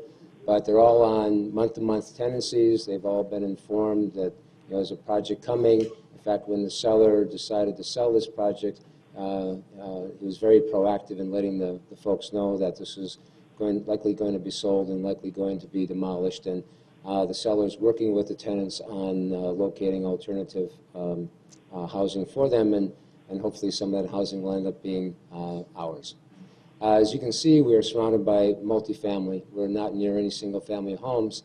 The Vertex is right across the street there to the southwest. That's a 7-story project. And there's a lot of development that's been happening in the area. And, of course, we are right along light rail and just right up the block from what will be the streetcar. Here's a shot. You can see the Vertex across the street. And this is right along, top is right along the light rail line, and then you can see examples of the property. The general plan amendment, it's an interesting dilemma that we have. The current general plan calls for development of 65 dwelling units or greater, but we don't have a mechanism under the zoning code to allow anything more than the R5, which is much less than 50, so we have to do the MU4. The MU4 is a mixed-use project, so to do a mixed-use project, we have to have a mixed-use designation in the general plan, which is why we're making that application along with this one. You can see by the site plan, along Terrace, we have a restaurant area with outdoor dining. It's all under cover. Shade, of course, is very important, along with a courtyard. It starts at 7 stories along Terrace. As it moves to the east, As you can see, we've got a parking garage that's wrapped on 3 sides by units. All of the amenity space is on top of the garage.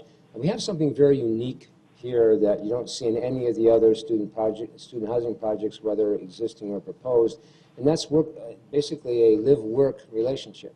We have 8 units that run right along the street, and the idea is on the upper level is where you have the residential unit, and below you have the working unit. So if we have student entrepreneurs who actually want to start a business, this is the one element where they can actually do that, and when that is affordable for them, because obviously it's part of their living quarters.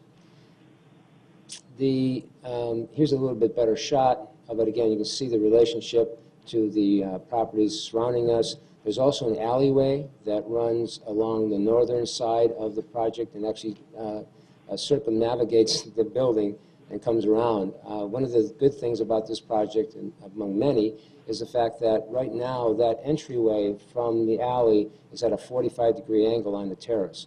And it's a very dangerous geometry because cars, can't see oncoming traffic as well. So that'll be changed. We have an easement agreement that we're working on with the neighbors, which will change the geometry to a 90-degree connection to terrace. Because it's such a long and narrow property, it was important for us to make sure that the architecture not only looks great along Terrace, but looks great all the way along Orange as well. So you see here in the corner, we have interesting elements right in the corner, a lot of glass. You can see the first floor, that's the first level of dining, and although you can't see it very well in the picture, just beyond that tree is the outdoor dining that's, again, covered by the property. There's a lot of color, a lot of depth with respect to all of the elements on the finishes on the building. Here's a street level. You can see you have a significant amount of landscaping. Shade is very important. Those are the windows from the corner of Orange and Terrace where the restaurant will be. You can see there's also going to be an element where people can stop up and pick up something and directly from the restaurant without actually going outside. This is a shot of the live-work units. The entryways are shared with a common porch. So you can enter into this common porch area and turn right or left depending on which unit you're going into. And again, the lower level is the work element, and then the living is above that. Because it's such a long property building, it's important for us to make sure that we break up the facades. So starting on the corner, which is that middle picture you see, on the left side, that's the corner of Orange and Terrace. And as you move to the east, you see that there's a lot of interesting architectural elements there. Then it changes to the next set, which then carries over to the bottom group.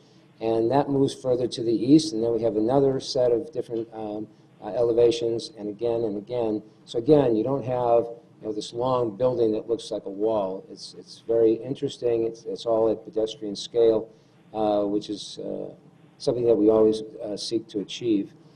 On the north side of the building, in the middle of it, although we are buffered by the building to the north, we do have an exposed area for the parking structure.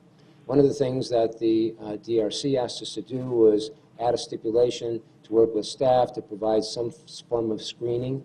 Even though it won't be visible very well from Terrace, they felt, and we agreed, that we should have some screening. So there's a stipulation that we will work with staff on the screening. Here's the actual floor plan for the live-work unit. Again, on the first floor and the lower, that's your live-work area with a bathroom, and then the living area above that. Because this is student housing, and you've heard me say this before, we take the management of workforce housing, student housing very, very seriously. We have visited with Dr. Rund at ASU. Jennifer Hightower has been out of action for a while, but actually she's back. So hopefully next time we'll be able to meet with her. We had them meet with our management company. Our management company manages over 150,000 beds across the country. As our client, of course, is a very large national developer as well. They were very pleased with what we shared with them, the manner in which we manage it, the security that we have, day-to-day management, and more importantly, establishing a relationship between our management company and ASU. So there's constant communication from the day one all the way through the future. We also met with John Creer. As you know, John Creer is the real estate development arm of ASU. And the reason that we met with him, and we did the same thing with McLean, is because one of the concerns that ASU has shared with us is it's great that we have great management, it's great that we have security, it's great that we have a security plan that we'll enter into with the police department. But what about life as a student in these buildings? The concern, and it's a legitimate concern at ASU, is if the student is not happy with their living arrangements, if it's not a great place for them to live where they feel safe, they feel secure, but they also feel that, I really like living here. If they don't like their living arrangements, they may not just decide to change their living arrangements next year. They may decide to change universities as well. So we visited with John Creer. We went through all of the things I just described to you. And again, it was very positively received. So with that, we'll be back in August for final consideration, and we hope that you are supportive of the project at that time. Thank you. Councilman Navarro. Thank you, Mayor. Nick, I just want to say thank you. You really have done your work. I can't sit here and say that there's something you forgot, because it seems like through the process of this council, especially working with ASU, the thoughtfulness of this location, the student housing concept, the size, what you're providing, what you just said about the students having a true sense of value in that area and how it relates to staying at Arizona State University. I think it's just a thoughtful process to this. And I do enjoy the unique shape of this area, because it does allow those different angles and areas to where I really do think it's going to be a very cool, kind of iconic looking building. So it's a great opportunity for that area. I think it's a great opportunity, just enhancing what this area is going to be. I mean, it's going to have plenty of pedestrian traffic for sure, and you are going to capitalize on that retail on the front side, tree shading, everything else, the work-live places. And I think these can be, if I'm correct, I don't see it happening, but if one day they were to be utilized in an apartment fashion, they could probably be arranged some shape or form to accommodate that, which I think would be another added plus, but I think student housing is going to be there for a while. So I do appreciate it. Thank you. Mayor and Councilman Navarro, that's one thing I forgot to say, and that is these are designed to be convertible.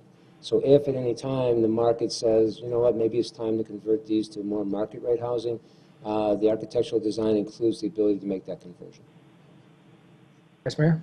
Yeah, Mr. Wood, thank you very much. It's kind of funny because I think you seem to really understand exactly what we're looking for when it comes to student housing, as much as we love student housing, or I guess I should say as much as I love student housing. But you seem to definitely nailed it down, like Councilmember Navarro said. So I appreciate you taking the time and working with the ASU, because to me that's one of the biggest advantages from the very get-go, is the importance of building that relationship straight away, making sure that they know that you're there and that you want to have that working relationship with them. And I think that goes a long way. And then to already have met with police and fire to work on the security plan, as you know, that's something that's always really, really important. And I, like I said, as much as I always question student housing, I'm glad it's you, and I think you've done a really great job, and you've answered all my questions. So the one thing that I would challenge you with here moving forward is, because I think, like Joel mentioned, you're in a really unique area, but Orange Street, because I think you're going to get there's going to be a lot of pedestrians and a lot of bicycles going down, because it's all multi-family. Everything around there is mostly students, so you're going to get both of those. To just really make sure, think about what that looks like for the pedestrian experience. That streetscape is, I think, even above standard of what you would consider, because I want to make sure it's safe first and foremost, and I think comfortable and a really good experience, because I think we're going to have people walking there for many, many years to come. So anything that you can do to really think about what that might look like in the future would be great. So anyway, I just want to say thanks, and I know when we met a week or so ago, and you answered all the questions before here, so you definitely know my buttons to push, so thank you for everything that you do. I just want to thank you for listening, and if there's any area for student housing, this would be it. So, and thank you for the work you've done in communicating with ASU. Any other questions for Mr. Wood? See you on the 9th. Thank you. All right, next item is agenda items scheduled for a second public hearing and final adoption. They will be considered now. These items were read and introduced on June 7th, 2018, and votes will be taken tonight.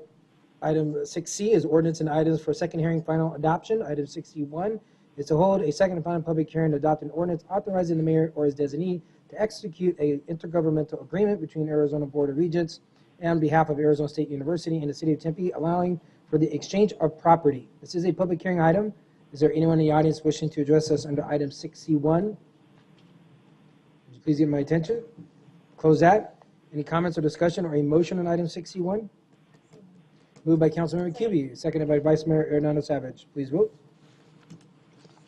That motion carries 6-0 with Councilmember Granville absent. Item 6C2 is to hold a second and final public hearing to adopt an ordinance for a planned area development overlay and development plan review for a new 3-story, 252,000 square foot, 335 square foot industrial building for Precision Fleet Services located at 360 South Smith Road. The applicant is Colley Architects. This is a public hearing. Would the applicant like to make a statement? Make a statement. I You think don't even have to come up. Yeah, you don't even have to. Yeah, I'll make a quick We'll make statement. a- I just want I to say will thank too. you for listening. I saw the revisions and I was pleasantly, really pleased. And I just want to say thank you guys so much for what you did on 3rd Street. And you really made some great enhancements. So I appreciate you listening to us through that first hearing and making some changes. I think it's great. So thank you for doing that. And I just want to comment because this is exactly what we're looking for in this innovation hub, the Smith Innovation Hub, and working with Donna Kennedy is a business like Precision Fleet. Not only is it a good business for our community, but they're good partners. They do a lot with Landings Credit Union. And I just want to thank Precision Fleet for what you've done and for listening. So thank you. I caught it right away. Is there a motion? Moved by Councilmember Keating, seconded by Councilmember Cubey. Please vote. Motion passes 6-0. All right. Next is item 6C3, so hold a second final public hearing to adopt an ordinance authorizing the abandonment of 3 portions of water and sewer line easement located in a new development near the southeast corner of McClintock Drive and East Apache Boulevard.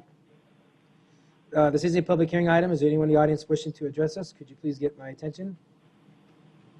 Seeing none, any comments or discussion from council or a motion on item 6C3? Yes, Councilman Shapiro. Just pleased that my last motion I make on this council will be for a water and sewer line easement, and I move item 6C3.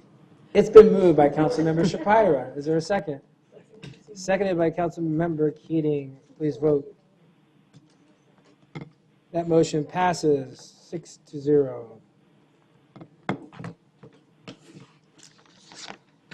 With that, we have current events and council announcements. I'll let Mr. Shapiro go last. Councilmember Keating. Yeah, so I actually didn't know we were talking about David tonight, so I'm going to just go ahead and wing it.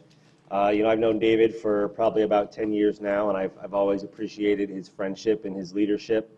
I've looked to him at times as not only a friend, but a mentor. His voice on this council has been incredibly valuable since I've been here, at least. Before, I'm not so sure. But I'm very pleased with not only the policies that have been put in place in the last 3.5 years, but the direction the council has taken. I think David's leadership has been an invaluable part of that. I'm very pleased to be on to take David's spot on the pre-K working group. That's good work that we'll be able to do moving forward and carry on, his legacy on this council, and hopefully we can get something done there. So, David, with that, I thank you for your leadership. I thank you for your service to the city of Tempe. You will be missed, but I definitely look forward to supporting you and helping you in any way that you can. I mean, we're the veterans of how many campaigns together, so whatever I can do to help you get over the top and be our next superintendent of public instruction, I'm happy to do. So good luck to you. Councilmember Cubey. So the night that we were sworn in back January in 2015, January 15th, and sworn in and then sworn out the next day. I remember I completely forgot to acknowledge you or thank you. I was so blitzkrieg by the moment and nervous and insulting other cities. I didn't realize what the hell I was doing. That's why you were sworn at the next day. That's why I was sworn at, right. But David, I met you, gosh, 12 years ago, and it was at a Legislative District 17 meeting, and I was working with Ed Albasser. Many of you remember Eddie Albasser. He lives in Nevada now. And I was working for his campaign as a volunteer. And you got up and spoke, and my jaw dropped. And Eddie's watching as I walk over to you at the conclusion of the meeting and say to you, "Who are you?" That was amazing what you said, and you're so eloquent, and where did you come from? And you were so young, you were what, 26 years old? And though I was, steadfast Eddie, I voted for you. I also voted for Eddie. But I was a devoted fan ever since that time. And then in 2012, when you asked me to leave my job at ASU, where I'd been so happy, and take a leave of absence and work in your congressional campaign, I didn't think twice. I didn't think twice. I was so inspired by you and knew that you would do great things, and I wanted to be part of that journey. You've inspired so many people, David, and I'm obviously a lot older than you, but you've inspired me so much, and you've brought so many people along with you. You've always been someone, an elected official, who wants to reduce barriers, not just for running for office, but reduce barriers that people face in their daily lives. And in this city, you've made such a difference. There have been, right now, 360 families that have benefited from Tempe Pre. By the end of the pilot program, will be over 500. These are not just one person, but families and extended families. That's an amazing accomplishment. I'm not sure any of us on the panel can point to such influence in such a short time. I'll never forget also the day of the election in 2012 when you lost. But that morning, I showed up really early, and somebody said, "David wants to talk to you." And I was a little nervous. I didn't know why. I walked in, and you were in tears. You were crying, and I immediately assumed that one of our staff members had been killed in an accident. I just leapt to this really crazy conclusion. But you were so emotional because you appreciate so much the time and effort that people contribute to you and to your campaigns. I was forever changed that day when I met you way back when. I don't honestly think I would have run for office if it hadn't been for you. And I know that in the campaign when I first ran in 2014, your name and your face was an automatic sort of entry to a conversation with a voter. People say, "Shapira, I know him. He's a stand-up guy. He's been by my house. He knocked on my door. He listens to me. He represents us." I'm so grateful to you, grateful to know you. I'm really going to miss your presence on the council. I love you like a brother. And I'm not going to say like a son, because that's going to make me too old. I love you like a special cousin. No, that doesn't sound right either. Whoa, what does that mean? Wait, that really doesn't sound right. I didn't mean that way. You're doing fine. I'm repeating my Mesa moment. Oh my God. Oh my God. Special cousin.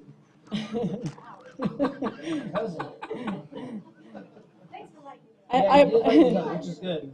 In the past, 3.5 years, I always knew that you had my back. You might have disagreed with me on some issues, but I know that you always thought the best of me. You knew that my research was sound, and you would go along even if you weren't so sure, because you knew how much it would mean to me and how much work and effort and community support I would bring to that effort.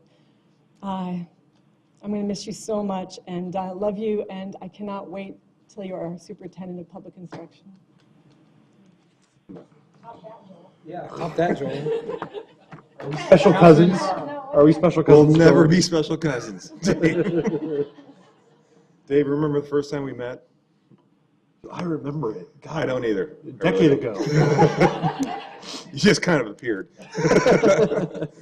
No, you obviously we've known each other for a while, and we've helped each other out, and we've also been on the other sides of issues too. But you definitely have been inspiring for this council and inspiring for the city, and your work has always been well known. You're very thoughtful in what you say, and you're very passionate.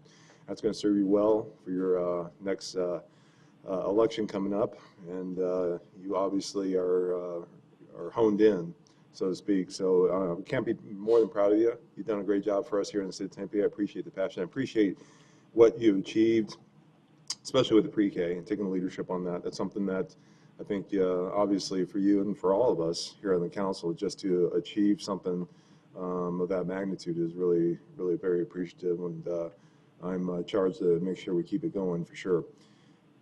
If I could name anything for you, Dave, it'd be an abandoned water line, and I don't know if we have any more left out there, but if we do, I'm going to pull it out of the ground and put it in your office somewhere down the road. Best of luck, man. Gosh, thanks. Vice Mayor, and then I'll go after you. So before I forget, before I talk about David, I want to take a quick second because this is our moment, right? I don't think Andrew had the opportunity to say, thank you to Bill Amato. I know he was here a little bit earlier, but he is also retiring, and he's been with the city for over a dozen years, and he has been very instrumental to the police department, and his services have been greatly appreciated, and he's done some really wonderful things to make this a fantastic community. So Bill, sorry, I don't think you're here, but I just want you to know that you're going to be missed, and we certainly do appreciate your service to the Tempe community. So thank you for that. So with this, David, a couple of things. I wrote down a bunch of notes, and we're not cousins or anything like that. So, but I didn't really. Special cousins. We're not even special cousins. But you know what? Just a couple of things. I know, like, sometimes we are not always on the same page.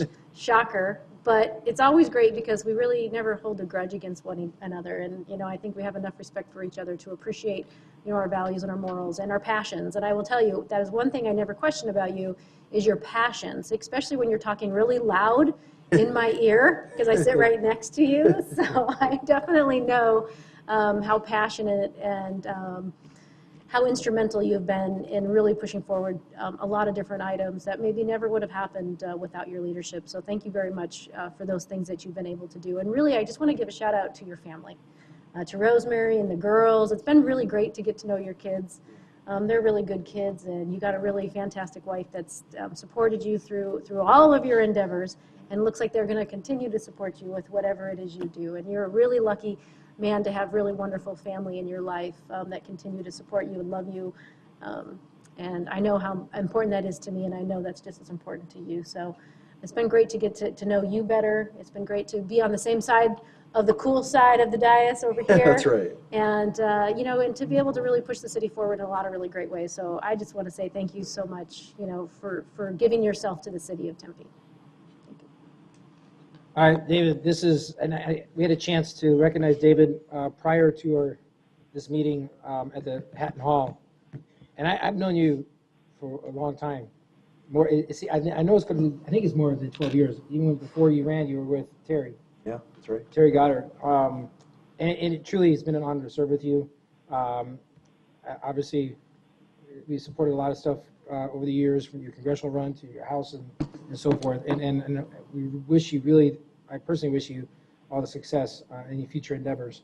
And I said this at the reception earlier today, and I mean this coming from young kids when I first got elected. And it was, Rosemary, you're very fortunate. And Rosemary deserves a lot of kudos, as well as your kids. With you. Yeah, One, putting up with seriously. you, but two, the council schedule. It's a full-time job, and we don't take it lightly. We take this community very seriously. We're passionate. We care about the future, and the one thing that I think is we all can attest to is how passionate you are, whether it's for pre-K, whether it's for the future children, your kids, and future generations.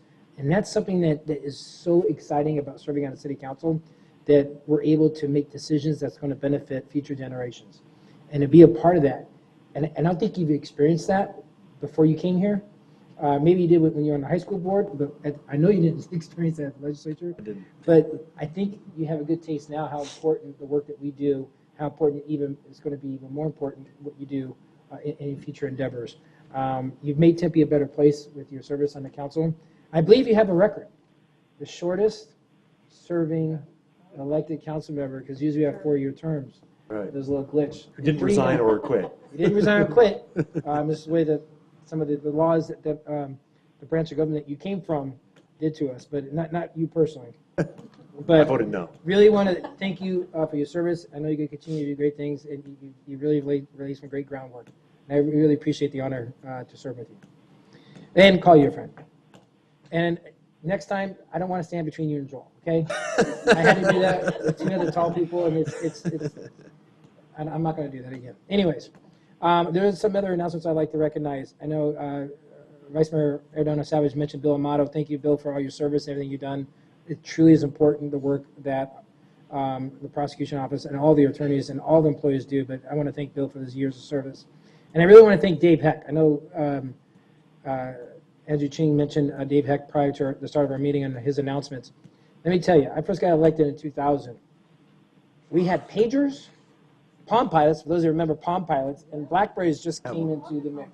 And It was awesome. Ben had a pager, and I'm like, pager? Who uses pagers? And we had in a Palm Pilot of all things. So we've come a long way with just technology, just from our mobile devices. But as Andrew mentioned, the cloud, we're ever moving so quickly as technology advances. And I want to thank Dave for really bringing us up into where we are today in his passion for the city, especially over 31 years of service. That's truly remarkable. So I wish them all well. And with that, Councilmember Shapiro. So, I was going to try and make it through this. Yeah. I have a new name, Waterline. Yes. All right. I like it. I was going to try and make it through this without crying, and then you guys spoke before me. I was hoping I was going to go first, but you guys already broke the waterworks. That's why it should be a water line. All right. So I want to talk about my colleagues on the council first and how much I've enjoyed working with all of you. And because those who know me well know that if you open up my head, my brain, there's a spreadsheet inside. I literally wrote my speech on a spreadsheet. And so I have columns. I have rows for each one of you, and then I have 3 columns of things I want to talk about. The first is working with each of you as colleagues here on the council. The second are the work groups that I've been on with each of you that have really stood out in my mind the most. And the third are the way that I've gotten to know each of you personally. I'll start with Colby, who's not here, but he can always go back and watch this, I guess, when he's having trouble sleeping. I've enjoyed the intellectual debates, and Colby, I think more than anyone else on this council, loves to delve down into the details and on issues that are important to me. I do too, and I've enjoyed getting to engage in some of those debates and dialogues with him. The work group I'll remember the most working with Colby was the Little Free Libraries, which he led and was very passionate about, and has been a hugely successful program, and I'm proud to have had that chance to work with him on that. Personally, the experience I had with Colby that I'll never forget is there's a business in Tempe called Simply Smashing, and Colby and I were the 2 who attended the ribbon cutting and opening of that. And so I actually had the opportunity to take a baseball bat and crowbar and sledgehammer to like computer monitors, and I got to experience that with Colby, and that was a lot of fun, and I really enjoyed that. Robin, I think you said it extremely well. You and I have disagreed. I've probably disagreed with you more than I've disagreed with anyone else on the council, but what I wrote down is that we have disagreed agreeably. And I think that's what you strive to do in politics, is disagree without being disagreeable. And I've really appreciated that you and I could have a staunch debate, polarized on our sides, cutthroat tactics trying to get our way, and then we'd walk out at the end and we'd say, "Hey, what are you doing tomorrow?" Or I saw what's going on with your son. That's so awesome. We would just. I love that about our relationship, and I really appreciate it, and I will treasure those conversations. The insight I got into your personal life was I've known you as, Robin, the council member, the Tempe Union Governing Board member, and even as a parent when I've seen you with your kids and with your husband. But I had an interesting insight, which I don't know if a lot of people have had, and that was I got to see you as Robin, the businesswoman.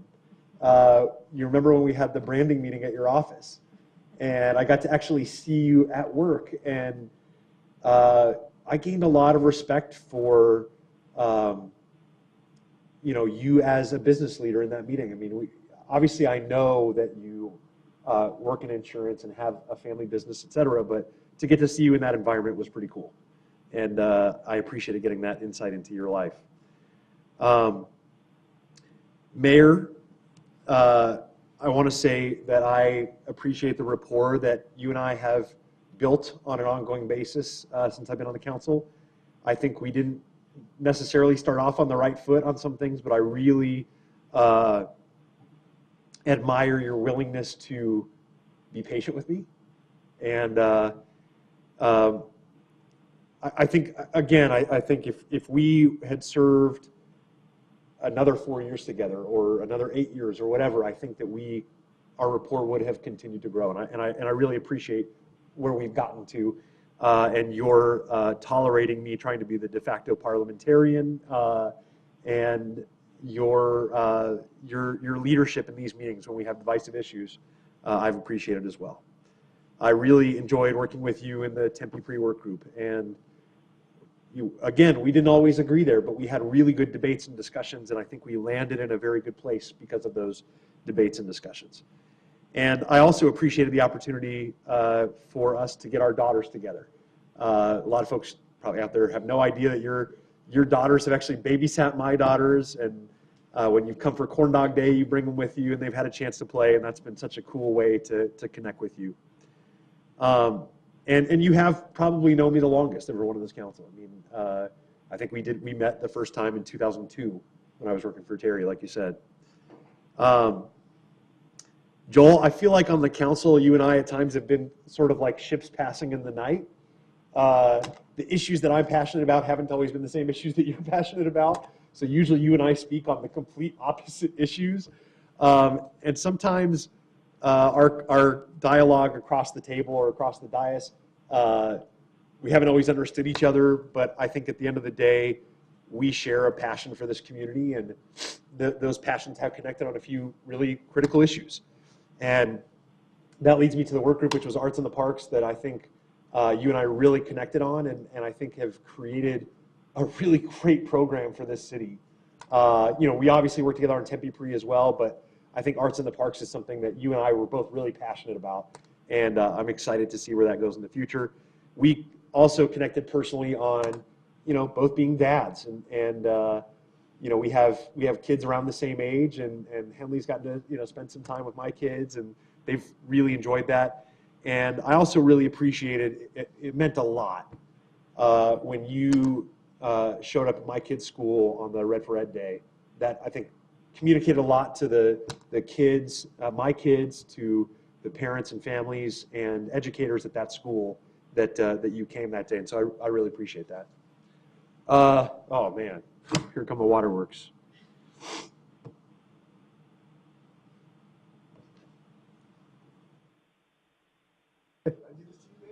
No, it's my special cousin over there. So, I would say that Lauren is not just my best political ally, but one of my best friends. And you tried to use some family metaphors over there, which I'm not sure I buy into. But, my kids call you Aunt... Demented, okay. My kids call you Aunt Lauren. And that's the kind of familial bond that we have.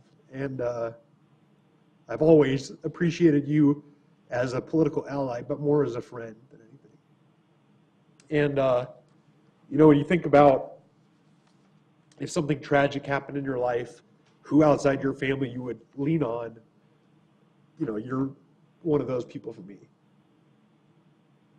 And really appreciate you. Wow, this is a terrible transition. My Excel spreadsheet is failing me here. But my favorite work group was e-bikes.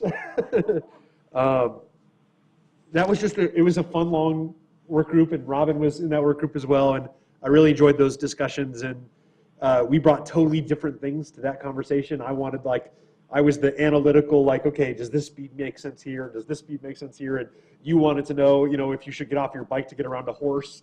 But it was just, they were fun discussions, and Robin probably doesn't agree, but they were fun. I thought they were fun discussions, and I thought we made good policy. And so I really enjoyed that work group with you. The thing that not all of you probably know about Lauren is that she is not just passionate about politics and about the issues we deal with here at the council. she is passionate about, and this is where she and I are really, I think, very similar. One of the reasons we've connected so much is she's passionate about everything. Everything that she cares about, if it's on her radar, then she's going to be passionate about it. And that's how I am. Like the things that are important to me, or if they're on my radar, I'm going to be passionate about it. And that's there's just so many segments of your life. And the thing about Lauren is that I think most elected leaders out there, most politicians will, they'll show up to do a homeless count or show up to help at a soup kitchen or something like that, or participate in a fundraiser if they feel like they can score some political points and get some name recognition, maybe get some media coverage. Lauren doesn't care about any of those things. She does it because it's important to her.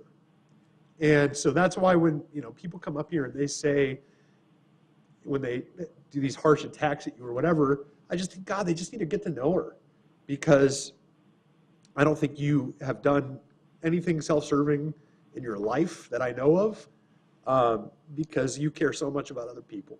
And that's what makes you so good at this. All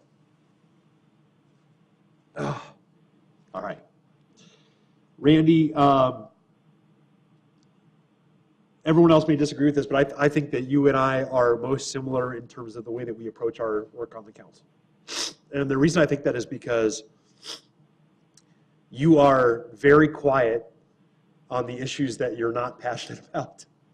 But when it comes to something you really care about, you can be the most verbose person on this council. And so when people say to me at the end of a meeting, well, Randy didn't say anything that whole meeting, I said, well, I'm sure he read the issues and weighed in on the things that were important when he talked to staff.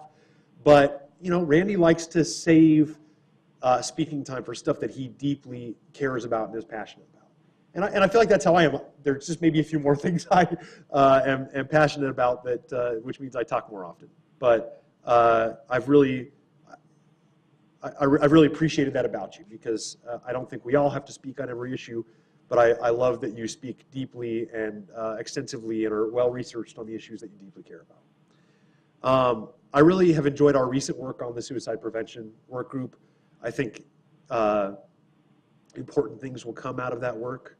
They may not come right now or this coming year, but I think in the future there will be lives saved by that work group. And I appreciate your willingness to start it and work hard on it. And I hope you keep it going, because it's critical work.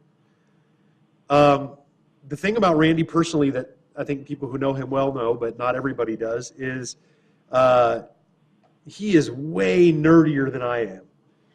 And it's great to have someone nerdier than me to work with, because I can look to you for what the technology I should be thinking about next is. I like to think I stay up to date on technology, but you had that Droid watch, and I wanted that Droid watch. You had the Galaxy S7. I wanted to get that.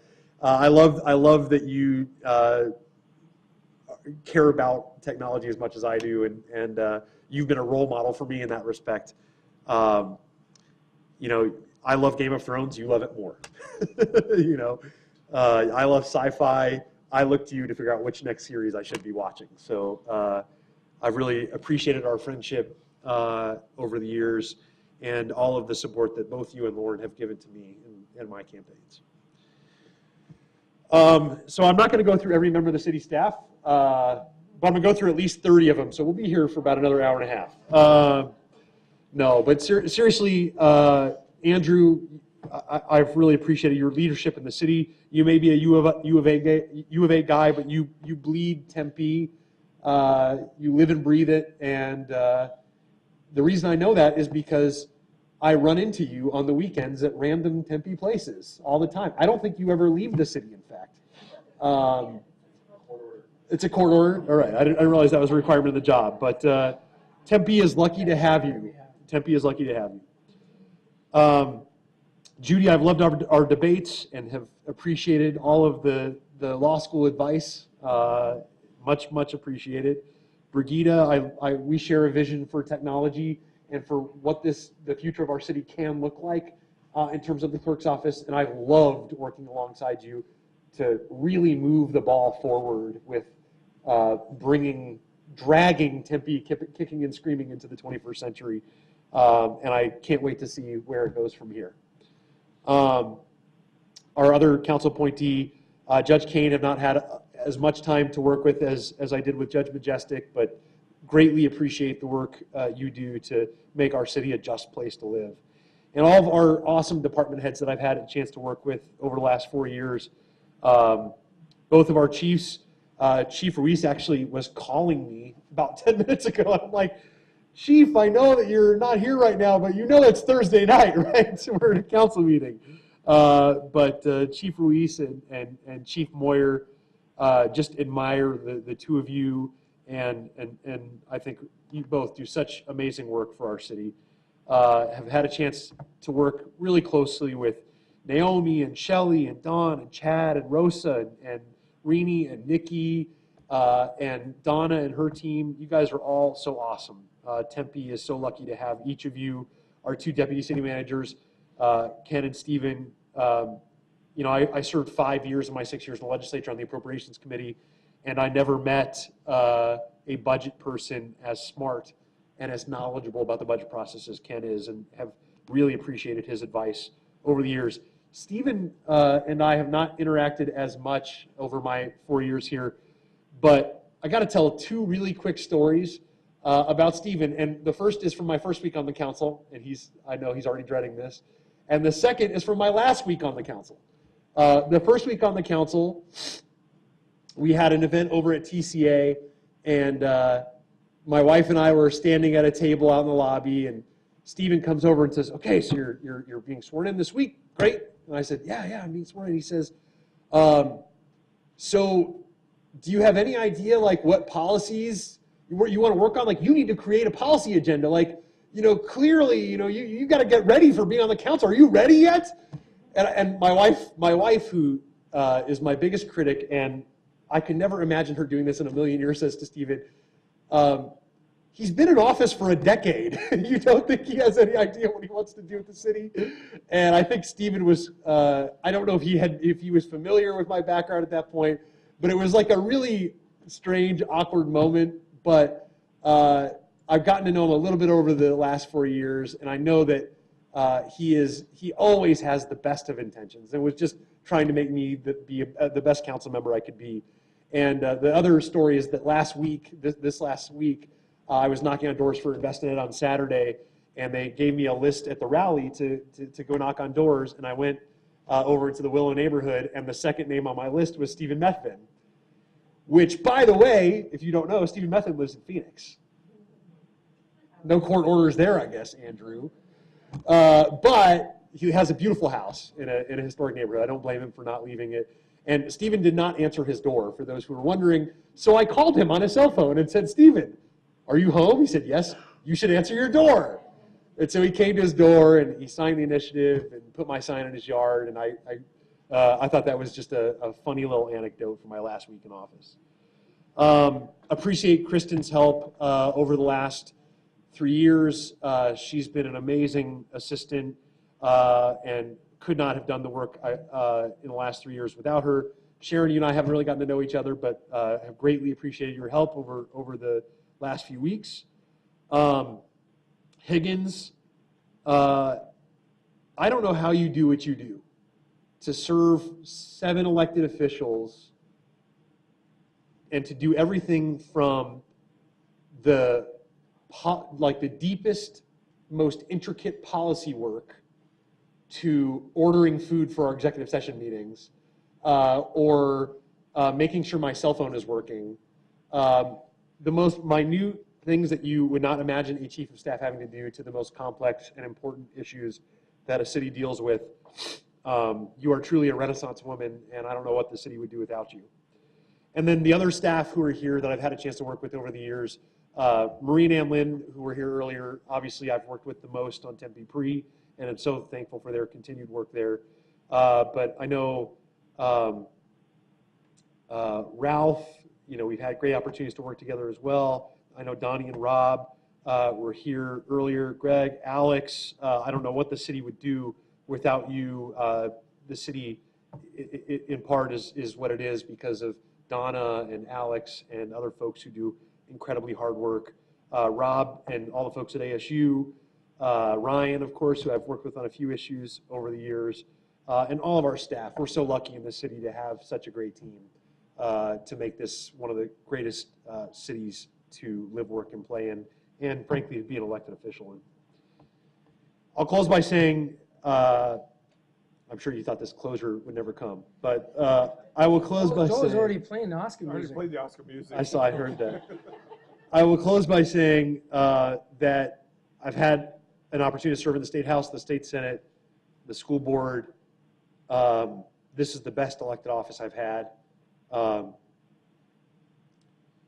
Not because it pays the most, which it actually does, believe it or not, of those 4 positions, but because getting to work with 6 other people who are doing it for the same reason you are is just such a great, unique opportunity.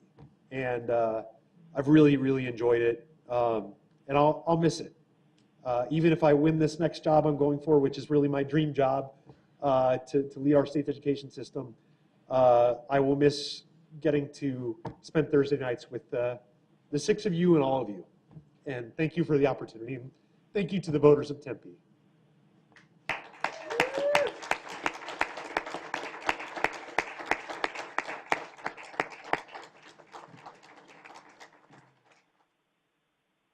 Well, thank you, David. There is one announcement I forgot to mention, and I'm surprised I didn't because I had it down. I do want to recognize Charles Cobb. Charles Cobb is a community affairs specialist for our police department. He's done some great work with the police department since he's been here, and I want to wish Charles the utmost respect. He and I have a mutual friend growing up. He played football up at NAU and knew one of my childhood idols named Ed Judy, where my dad taught and coached at Tempe High. And for him to know that, it just really resonated with me personally. But then to see the work that he's done with our police department, with Chief Moore and the command staff, Assistant Chief Humble, it's really great to know what Charles has done, and he's been a great asset. So I want to wish Charles well on his retirement. I know there's some neighborhood folks here that really appreciated some of the work that Charles has done, as well as I'm sure with David and the rest of this council. So thank you. With that, we will close our comments. Now we have public appearances. I do not have any scheduled public appearances. I do have, according to Arizona open meeting law, the council may only discuss matters listed on this agenda. Matters discussed by the public during public appearances cannot be discussed by the council unless they are specifically agendized on this agenda. There is a 3-minute time limit per speaker. Speakers' visual aids and recorded tapes are not allowed. Members of the public shall refrain from making any personal, impertinent, or slanderous remarks or becoming boisterous while addressing the city council or while attending this meeting. Unauthorized remarks from the audience, clapping, stomping of feet, yelling, or any other similar demonstrations will result in the removal of the council chambers. With that, I do have one card. Mr. Lemon. Is he still here? Jim Lemon, our school board member for Tempe Elementary School. Welcome. I know, you stayed here until 8:30. Just collected signatures. Mayor. Good. My name is Jim Lemon. I live in Tempe, also on the Tempe Elementary School Board. I've been on the board 16 years. And sometimes you have to take a risk. And I wanted to thank this council, and particularly Mr. Shapira, for pushing Tempe pre. And I know it's we don't know what the end result will be several years from now, but we know kids need help. And that's what I'm finding. And I got involved in our community when in North Tempe, we didn't have a place for Head Start program. We didn't have room in our local school. We didn't have a local community center. There was no place to help those kids. And we worked together, the city and the school district, and we built the North Tempe Multi-Generational Center. And there was some controversy about the school district having the land and the city investing millions in building the building, but I think it was a successful partnership. And I just wanted to say thank you. I look forward to continuing with our partnerships. And David, I look forward to hearing more about you in the future. Thank you. Thank you. Anyone else in the audience wishing to address us on the public appearances? Now is the time. Yes, Darlene.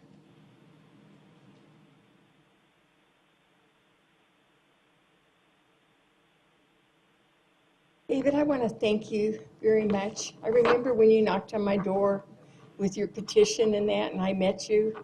And I also remember when we were picking up trash at Tempe Town Beach for the Oktoberfest, and a lot of beer and a lot of everything. And you volunteered to help in that. You helped several years. You even had your wife come and help one year. And that was a big deal. It was a lot of work in that, and I really, really appreciate that. I most appreciate, though, you've always been accessible for the community. You've always been glad to answer questions. But I think what you've done for the young people, the children and that with pre-K is wonderful. And we need you as superintendent of schools. We really, really do. And I really wish you the best in that. Got your sign in my yard, a lot of us do, and that. And I just think you're wonderful, and thank you for all you've done on the council. And I'd like to say a word about Charles Cobbs, too. Charles has been a great advocate for the city and great for the community. We could call him at any time. When we were having an event, we'd let him know he'd always be there. He was the friendliest guy, but if you needed something from the city or you needed information from the police, he was able to accommodate and help. And we're going to miss him a lot. And I'm really glad, Mr. Mayor, that you recognized him tonight in that. And I want to say thank you all. Thank you all for what you've done. I'm sorry I was a little irritable earlier in the evening. I do love Tempe. I love you all. And I feel we're so fortunate having a council that really cares. And even through this night, through that discussion, things were getting mellowed out in that. But I really thank you. Thank you for your wisdom in changing some of the wording. I still have my concerns, but we can agree to disagree and get along together.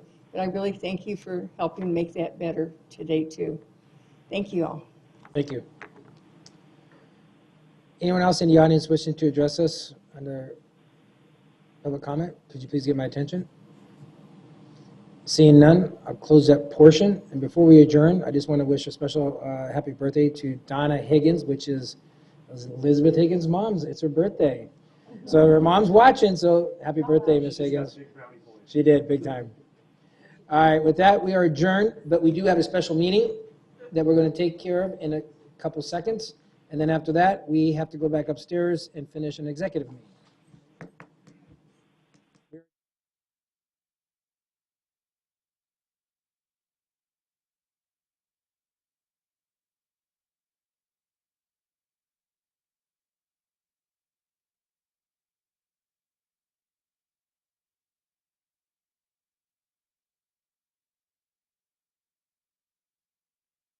Good evening and welcome to a special City Council meeting for June 28, 2018.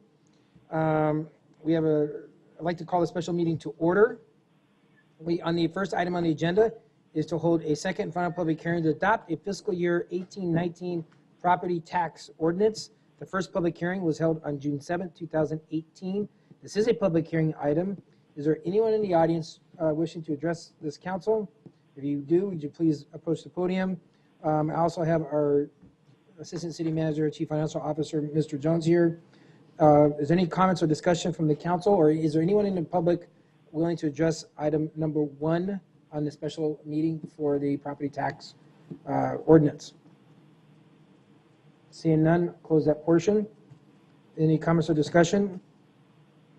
Is there a motion to adopt an ordinance number 02018.46? It's been moved by Vice Mayor Ardano Savage, second by Councilmember Keating. Thank you, Mr. Jones, for that great information. Please vote.